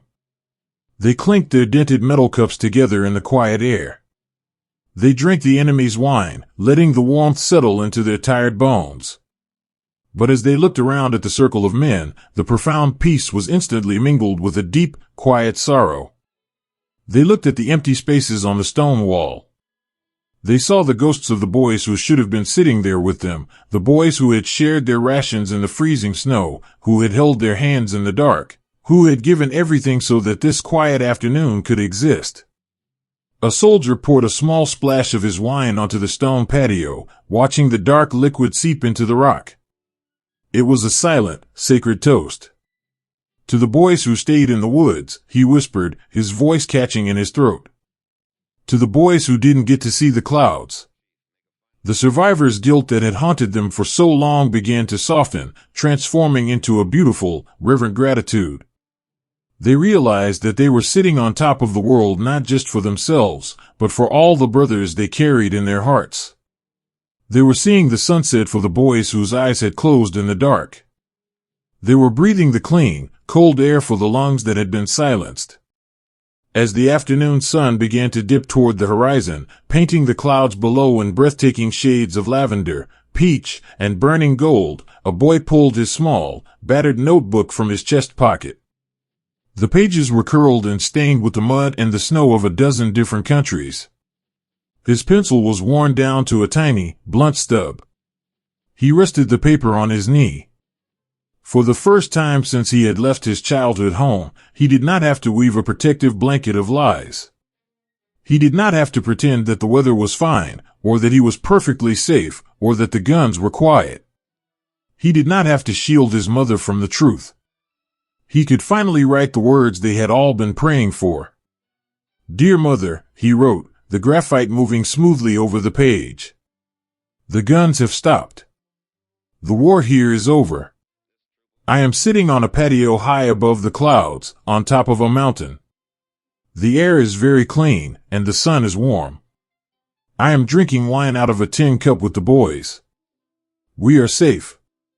We are finally, truly safe." He paused, a single tear slipping down his dusty cheek, landing on the paper and blurring the ink. He wiped his eyes with the back of his calloused hand, taking a deep, trembling breath, and finished the letter. "I have seen so many terrible things, but today, the world is very beautiful. Keep the porch light on for me. I am coming home." He folded the letter with a profound, overwhelming sense of peace. He slipped it back into his pocket, patting it gently over his heart. He leaned his head against the shoulder of the brother sitting next to him, closing his eyes as the sun finally slipped below the horizon. Night fell over the Alps, clear and fiercely cold. The stars emerged, brilliant and countless, scattered across the black velvet of the sky like diamonds. But down on the patio, the boys did not feel the cold. They were wrapped in the warmth of the wine, the warmth of the victory, and the enduring, unbreakable warmth of their brotherhood. They laid their heavy heads down on the polished stone, pulling their thin woolen blankets over their shoulders. For the very first time in years, they did not have to sleep with one ear listening for the sound of approaching footsteps. They did not have to brace their hearts for the sudden shatter of an explosion. They were allowed to simply close their eyes and drift away. High above the broken continent, suspended between the quiet earth and the silent stars, the young men of the Airborne finally rested. They slept a deep, dreamless, and beautiful sleep, bathed in the sudden, echoing silence of peace, waiting patiently for the gentle morning that would finally begin their long, quiet journey back to the world they loved. There is a gentle, golden light that falls across a quiet valley, warming the earth like a promise that the long, dark night has finally, truly ended. When the young men climbed down from the jagged, breathless peaks of the high mountains, they did not return to the mud, or the ruins, or the endless gray roads of the war. Instead, they descended into a dream. They found themselves in the deep, emerald embrace of the Austrian Alps, in a place so pristine and untouched by the fires of the world that it felt as though they had slipped through a hidden door into paradise. The valleys here were wide and sweeping, carpeted in lush, vibrant green grass that swayed softly in the warm summer breeze. Towering above them were the majestic, snow-capped peaks, standing like quiet guardians over the crystal-clear waters of the alpine lakes. The water in these lakes was a brilliant, impossible shade of blue, so still and perfectly reflective that it mirrored the sky and the mountains, making it hard to tell where the earth ended and the heavens began. For the boys who had spent a lifetime wrapped in heavy, damp wool, carrying the heavy iron of their weapons and the heavier weight of their survival, this beautiful place was almost too much to comprehend. The sudden absence of danger was a strange, disorienting void. For the first few days, they still walked with the careful, measured steps of soldiers. They kept their voices low. They looked nervously toward the tree lines, half expecting the illusion to shatter. But the illusion did not shatter. The days stretched out, long and bathed in the warm, honey-colored light of the summer sun. The air smelled of pine needles, sweet wildflowers, and the clean, cool scent of the glaciers melting high above. Slowly, hesitantly, the heavy armor of the war began to fall away. It started at the edge of the water. A boy, standing on the rocky shore of the glassy lake, looked down at his scuffed, heavy combat boots. He looked at the thick canvas jacket that had been his only home in the freezing forests. With a slow, deliberate movement, he unlaced his boots. He unbuttoned his jacket, letting it drop onto the soft grass. He took off the canvas webbing, the heavy steel helmet, the heavy woolen trousers, leaving the burdens of the soldier in a messy, discarded pile on the shore. And then, he stepped into the water. The shock of the glacier-fed lake was sharp and breathtaking, a piercing, brilliant cold that flooded his senses and woke up every tired nerve in his body. He dove beneath the surface, the water rushing over his face, his hair, his shoulders. It was a baptism of peace. In that freezing, pure water, he felt the soot of the battlefields, the gray mud of the flooded islands, and the red dust of the training mountain finally washing away. When he broke the surface, gasping for air, shaking the water from his eyes, a sound echoed across the quiet alpine valley. It was laughter. It was not the dark, fragile, desperate laughter they had shared in the damp cellars and the frozen foxholes. It was bright. It was genuine. It was the loud, unburdened, beautifully foolish laughter of a 19-year-old boy. Soon, the shores of the lake were lined with the discarded armor of the Airborne. Hundreds of young men plunged into the crystal waters, splashing each other, diving from the wooden docks, swimming until their lungs burned and their muscles ached with a good, clean exhaustion. They dragged themselves out onto the grassy banks, lying flat on their backs in the sun, letting the golden warmth bake into their shivering skin. They looked at each other, their faces clean, their hair wet and shining in the light. Beneath the harsh masks of the soldiers they had been forced to become, the boys had returned. The deep, ancient lines of worry around their eyes began to soften. The gray, hollow stare of the winter melted into a bright, youthful wonder. They were rediscovering what it felt like to be young. In these peaceful, dreamlike days, the world offered up small, impossible miracles. In the lush meadows surrounding the villages, the boys found herds of magnificent, abandoned horses. To a farm boy from the sweeping plains of the American West, the sight of a horse was a sudden, heartbreaking tether to the life he had left behind. They fashioned makeshift halters from discarded ropes and parachute cord, pulling themselves up onto the broad, warm backs of the animals. They rode bareback through the golden fields, the tall grass brushing against their legs, the wind catching their hair. They raced each other across the valleys, their voices ringing out in the clear air, urging the horses faster and faster, simply for the sheer, intoxicating thrill of moving without fear. They were no longer marching toward a line on a map. They were flying across the earth, chasing nothing but the horizon and the setting sun. Yet, in the quiet, lazy afternoons, when the running and the swimming were done, a new, profound realization began to settle over them. A boy would sit beneath the shade of a spreading oak tree, chewing thoughtfully on a long blade of sweet grass, watching the white clouds drift lazily across the blue sky. He would look down at his hands, hands that had dug into the freezing earth, hands that had held a trembling brother in the dark, hands that had carried the heavy, terrible tools of war. He realized, with a sudden, breathless shock, that those hands no longer had to fight. For years, his mind had been entirely consumed by the desperate mathematics of surviving the next hour, the next night, the next town. He had not allowed himself to think of a future, because hoping for a future in the dark woods was too dangerous. It made the heart too soft, too vulnerable to the cold. But sitting in the golden fields of Austria, wrapped in the quiet safety of the summer, the heavy door to tomorrow gently swung open. "I am going to live," he thought, the words echoing softly in the quiet chambers of his mind. "I am actually going to live." It was a beautiful, terrifying epiphany. If he was going to live, then he had to remember who he was before the world caught fire. He reached into his pocket and pulled out the small, worn photograph of the girl he had left behind. For so long, that picture had been a magic talisman, a tiny piece of paper he pressed to his chest in the dark to keep the terror at bay. But now, looking at her smiling face in the bright sunlight, she was no longer just a memory. She was a destination. He realized he would have to learn how to walk down a quiet street without listening for the sound of falling shells. He would have to learn how to sit in a softly lit parlor, how to drive a car with the windows rolled down, how to sleep in a soft bed without waking in a panic at the sound of the wind. He would have to learn how to be a civilian again. The weight of the future was heavy, but it was a sweet, hopeful weight, entirely different from the crushing burdens of the past. When the evening approached, and the mountains cast long, cool shadows across the meadows, the boys returned to the grand, empty hotels and the quiet, wooden chalets they had claimed as their own.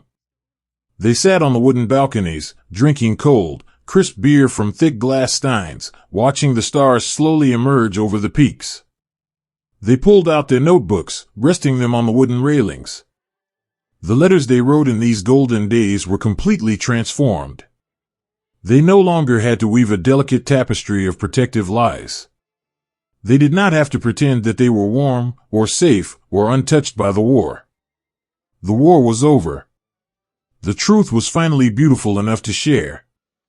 "Dear Mother and Father," a boy would write, the pen moving swiftly, joyfully across the page. "The water in the lake today was so clear I could see the stones on the bottom. We swam all afternoon, and then we slept in the sun. I am eating fresh bread and drinking cold milk. I feel so very rested. I have been thinking a lot about the old Ford in the barn. Do you think we could get her running when I get back? I want to take a long drive when I get home. I want to see the whole county. Please dust off my old room. I am coming back to you. He folded the letter not with the solemn, prayerful desperation of the winter, but with the eager, restless energy of a boy ready to begin his life. The brotherhood that had kept them alive through the darkest nights remained, but it, too, had changed. They did not have to hold each other together in the freezing mist. They could simply exist together. Two friends, who had shared a muddy, waterlogged foxhole on a flooded island, now sat side by side on a comfortable sofa, listening to a captured phonograph playing a scratchy, beautiful waltz. They didn't need to talk about the things they had seen. The shared silence between them was deep and perfectly understood.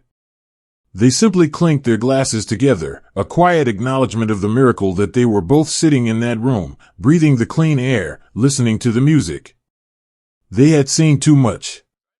They carried memories that would stay locked away in the quiet corners of their minds for the rest of their lives, shadows of the hedgerows, ghosts of the snow, the heartbreaking sorrow of the wire.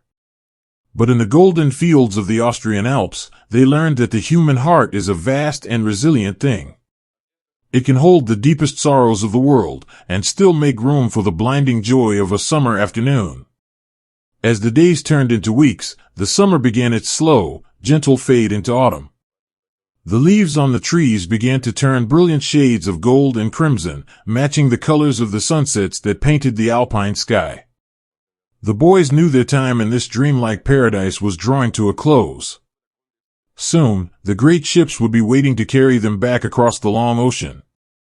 Soon, they would have to step back into the rushing current of ordinary life. But they would not leave as the same boys who had arrived. They had been broken down to their very foundations, stripped of their innocence, and tested in the absolute extremes of human endurance. And they had survived. They had survived with their humanity intact, held together by a profound, unbreakable love for the men who walked beside them. The night fell softly over the valley. The waters of the crystal lake grew dark and still, reflecting the silver light of the moon. The young men of the Airborne lay in their soft beds, the windows thrown wide open to let the cool mountain breeze drift through the rooms. They closed their eyes, listening to the gentle rustle of the pines and the distant, soothing rush of a waterfall. There were no sudden noises to fear in the dark. There was only the steady, rhythmic beating of their own strong hearts. They drifted away into a deep, peaceful slumber, wrapped in the warmth of the golden fields, carrying the quiet, beautiful realization that the morning would come, the sun would rise, and for the rest of their lives, they were finally, truly, allowed to live. There is a gentle, lingering warmth that remains in the hearth long after the brightest fires have burned away into the quiet dark. The journey back across the great, gray expanse of the ocean was nothing like the voyage that had carried them away. The massive steel troopships still swayed with the same slow, hypnotic rhythm, and the air below deck still smelled of damp canvas and salt. But the heavy, suffocating blanket of the unknown had been lifted. The young men who walked the narrow corridors and stood at the iron railings were not the same wide-eyed boys who had left the mountain in Georgia. They moved with a quiet, deliberate grace. Their faces, though scrubbed clean of the mud and the soot, carried the invisible, indelible marks of the winters they had survived and the shadows they had crossed. They spent their days on the upper decks, leaning against the cold metal, watching the white foam of the ship's wake disappear into the endless blue. They shared the last of their cigarettes, cupping their hands against the sea breeze to protect the fragile, orange flames. They did not talk about the terrifying drop into the dark skies, or the freezing fogs of the forest, or the wire hidden in the spring woods. The war was a heavy stone they had finally been allowed to set down. Instead, they talked of the sweetest, simplest things. They spoke of the smell of rain on a dusty country road. They argued gently about which town baked the best cherry pie. They talked about the girls whose faded, fragile photographs had been kept safe in their breast pockets through 1,000 miles of dirt and rain. When the distant, hazy line of the coast finally appeared on the horizon, a profound and absolute silence fell over the crowded decks. Thousands of young men stood shoulder to shoulder, the ocean wind ruffling their hair, staring at the land they had fought so desperately to see again. There were no loud cheers. There was only the sound of the wind, the crashing of the waves, and the soft, ragged breathing of men who had suddenly realized, down to the very marrow of their bones, that they were finally safe. A boy would close his eyes, feeling the warmth of the sun on his face, and let a single, quiet tear slip down his cheek. He had made it. The long night was over. But stepping off the ships and onto the solid, forgiving earth of home brought a new, entirely unexpected kind of heartbreak. The great, invisible chain of brotherhood that had bound them together across the world was about to be unlinked. The sprawling, noisy train stations of the coastal cities became the sites of their final, quiet ceremonies. The grand halls echoed with the hiss of steam, the clatter of iron wheels, and the voices of a nation rushing back to life. But for the men in the faded green uniforms, time seemed to slow to an agonizing crawl. Standing on the concrete platforms, waiting for the trains that would carry them to different corners of the continent, they faced a parting that no words could ever truly capture. How do you say goodbye to the man who carried you through the blinding snow? How do you shake the hand of the boy who gave you his last drop of water in the dark, or who held you together when the sky was falling apart? They stood awkwardly beside their canvas duffel bags, shifting their weight, looking down at their boots. The tough, unshakable paratroopers were suddenly entirely lost for words. A soldier would reach out, his calloused hand gripping the shoulder of his friend with a fierce, trembling strength. They would pull each other into a sudden, breathless embrace, the rough wool of their jackets pressing together, hiding their faces from the bustling crowds. "Be a good man," one would whisper, his voice rough and thick with emotion. "Keep the porch light on," the other would reply, stepping back and offering a small, brave smile. "Write to me. Don't you forget." They made these quiet promises as the train whistles blew, calling them away.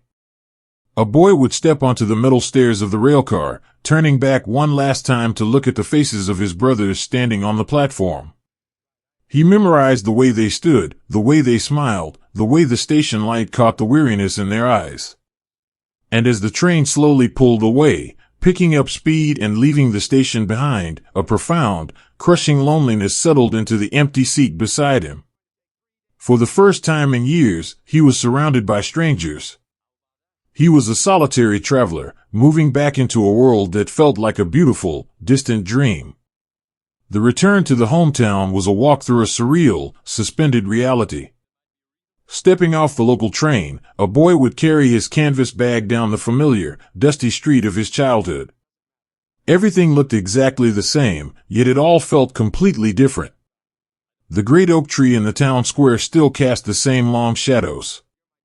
The paint on the corner store was still peeling in the exact same places. The world had waited for him, preserved in amber, completely untouched by the fires that had changed his soul forever. He would walk up the wooden steps of his front porch, the boards creaking with a sound he had dreamed of in the freezing mud. The screen door would swing open, and the sudden, breathless cry of a mother dropping a dish towel, or the heavy, rushing footsteps of a father, would shatter the quiet of the afternoon. The embrace was desperate and incredibly warm. It smelled of lavender, of baking bread, of safety. He would close his eyes, sinking into the arms of his family, letting the love wash over him like a gentle tide. But in the days and weeks that followed, the quiet return to civilian life carried its own heavy, invisible burdens. The uniform was carefully folded and placed into the bottom of a cedar chest, the scent of mothballs replacing the smell of the damp earth. The young men put on civilian suits that felt too loose, and leather shoes that felt too light. They sat at dining room tables adorned with lace, tablecloths and fine china, listening to their families talk about the weather, the local harvest, and the neighborhood gossip. They smiled, and they nodded, and they were profoundly grateful for the peace. But in the quiet spaces between the conversations, a boy's mind would inevitably drift. He would look out the kitchen window at a line of trees, and for a fleeting, breathless second, he would see the dark, snow-covered pines of Bastogne. He would hear the sudden snap of a dry branch in the yard, and his heart would hammer against his ribs before he remembered he was safe. He was surrounded by people who loved him more than life itself, yet he felt entirely, inexplicably isolated. He carried a universe of memories, of terrifying drops in the dark, of quiet tears in the wire, of the beautiful, heartbreaking courage of fallen friends, that simply could not be translated into the language of the civilian world. He knew that to explain the depth of the sorrow, or the profound beauty of the brotherhood, would only break the hearts of the people he was trying to protect. So, he built a quiet room within his own mind, locking the memories safely inside, guarding the door with a gentle smile and a quiet demeanor. The hardest part of the piece was always the night. In the soft, warm beds of their childhood rooms, the silence of the house was deafening. There was no rhythmic breathing of the man in the bunk above. There was no quiet whisper passing the time in the dark. There was only the steady, relentless ticking of the hallway clock. A young man would lie awake, staring up at the ceiling, feeling the phantom weight of his helmet on his head, feeling the ghost of the cold wind against his cheek. He would rise from the bed, moving softly to the window, pulling back the curtain to look out at the silver, moonlit street. He would look up at the vast canopy of the stars. And in that quiet, lonely moment, he would find his comfort. He knew that somewhere out there, across the sweeping plains, over the great rivers, and in the bustling cities, his brothers were awake too. He knew they were looking at the exact same stars, carrying the exact same invisible weight. The threads of the mountain had not been severed, they had simply stretched across the continent, an invisible, enduring web of love that held them all together in the dark. The mailbox at the end of the dirt road became the new tether to their souls. When the canvas mailbag arrived, carrying a letter written in the familiar, jagged handwriting of a brother, it was a profound, healing balm. They wrote on crisp, white stationery now, the ink dark and steady. They wrote of the small, beautiful triumphs of their new lives. "I got a job at the lumber mill," a friend would write from the rainy forests of the Northwest. "The wood smells good. It keeps me busy. I married the girl in the photograph," another would write from the golden fields of the Midwest. "We are painting the house blue. There is a spare bedroom here, and the door is always open for you." They shared these quiet victories, tending to the gardens of their civilian lives, watching each other grow from the distant corners of the country. When the years slipped by, and they gathered for their quiet reunions in the corners of hotel ballrooms or local halls, they did not need to wear their medals or boast of their deeds. They simply sat together, their hair turning silver, their hands growing soft with age. They communicated in the beautiful, comfortable language of silence. A knowing glance across a table. A gentle hand resting on a shoulder. A quiet toast with a glass of water or a cup of warm coffee. They were the only ones who held the keys to the locked rooms of their hearts. As the decades rolled forward like a slow, peaceful river, the great fires of their youth began to burn down into the soft, glowing embers of history. The bodies that had conquered the mountain, the sky, and the snow slowly began to fade. Their steps grew slower, their shoulders stooped once more, not from the heavy canvas packs of the war, but from the gentle, inevitable weight of a long and meaningful life. They became grandfathers, sitting on porch swings in the golden light of the evening, watching children run through the sprinkler on a hot summer day. Sometimes, a child would climb onto their lap, tracing the faint, faded scars on their arms, asking quiet questions about the war. The old men would smile, their eyes crinkling at the corners, and they would tell gentle stories of the airplanes, or the green fields of England, or the taste of the sweet apples in Holland. They kept the shadows hidden, passing down only the light. And then, one by one, the embers began to softly fade into the dark. The young man who had fallen from the sky slipped quietly out of the world, stepping into the gentle shadows of history. They left behind a world that was free, a world that was loud and bright and beautifully unaware of the quiet, trembling courage it had taken to save it. They did not ask for monuments of stone, or for their names to be shouted in the streets. They only ever asked for the man beside them to be remembered. The night is quiet now. The wind whispers softly through the trees, a gentle, sweeping sound that carries no fear, no sorrow, and no war. It is just the breath of a sleeping world. The long journey is finally over. The boots are unlaced, the heavy coats are put away, and the weary travelers have found their rest. The embers may have faded into the quiet dark, but the warmth they left behind will linger in the earth, in the sky, and in the quiet, beating heart of the world, forever. Sleep well, you beautiful, brave boys. The dawn is here, and the sky is entirely, perfectly clear.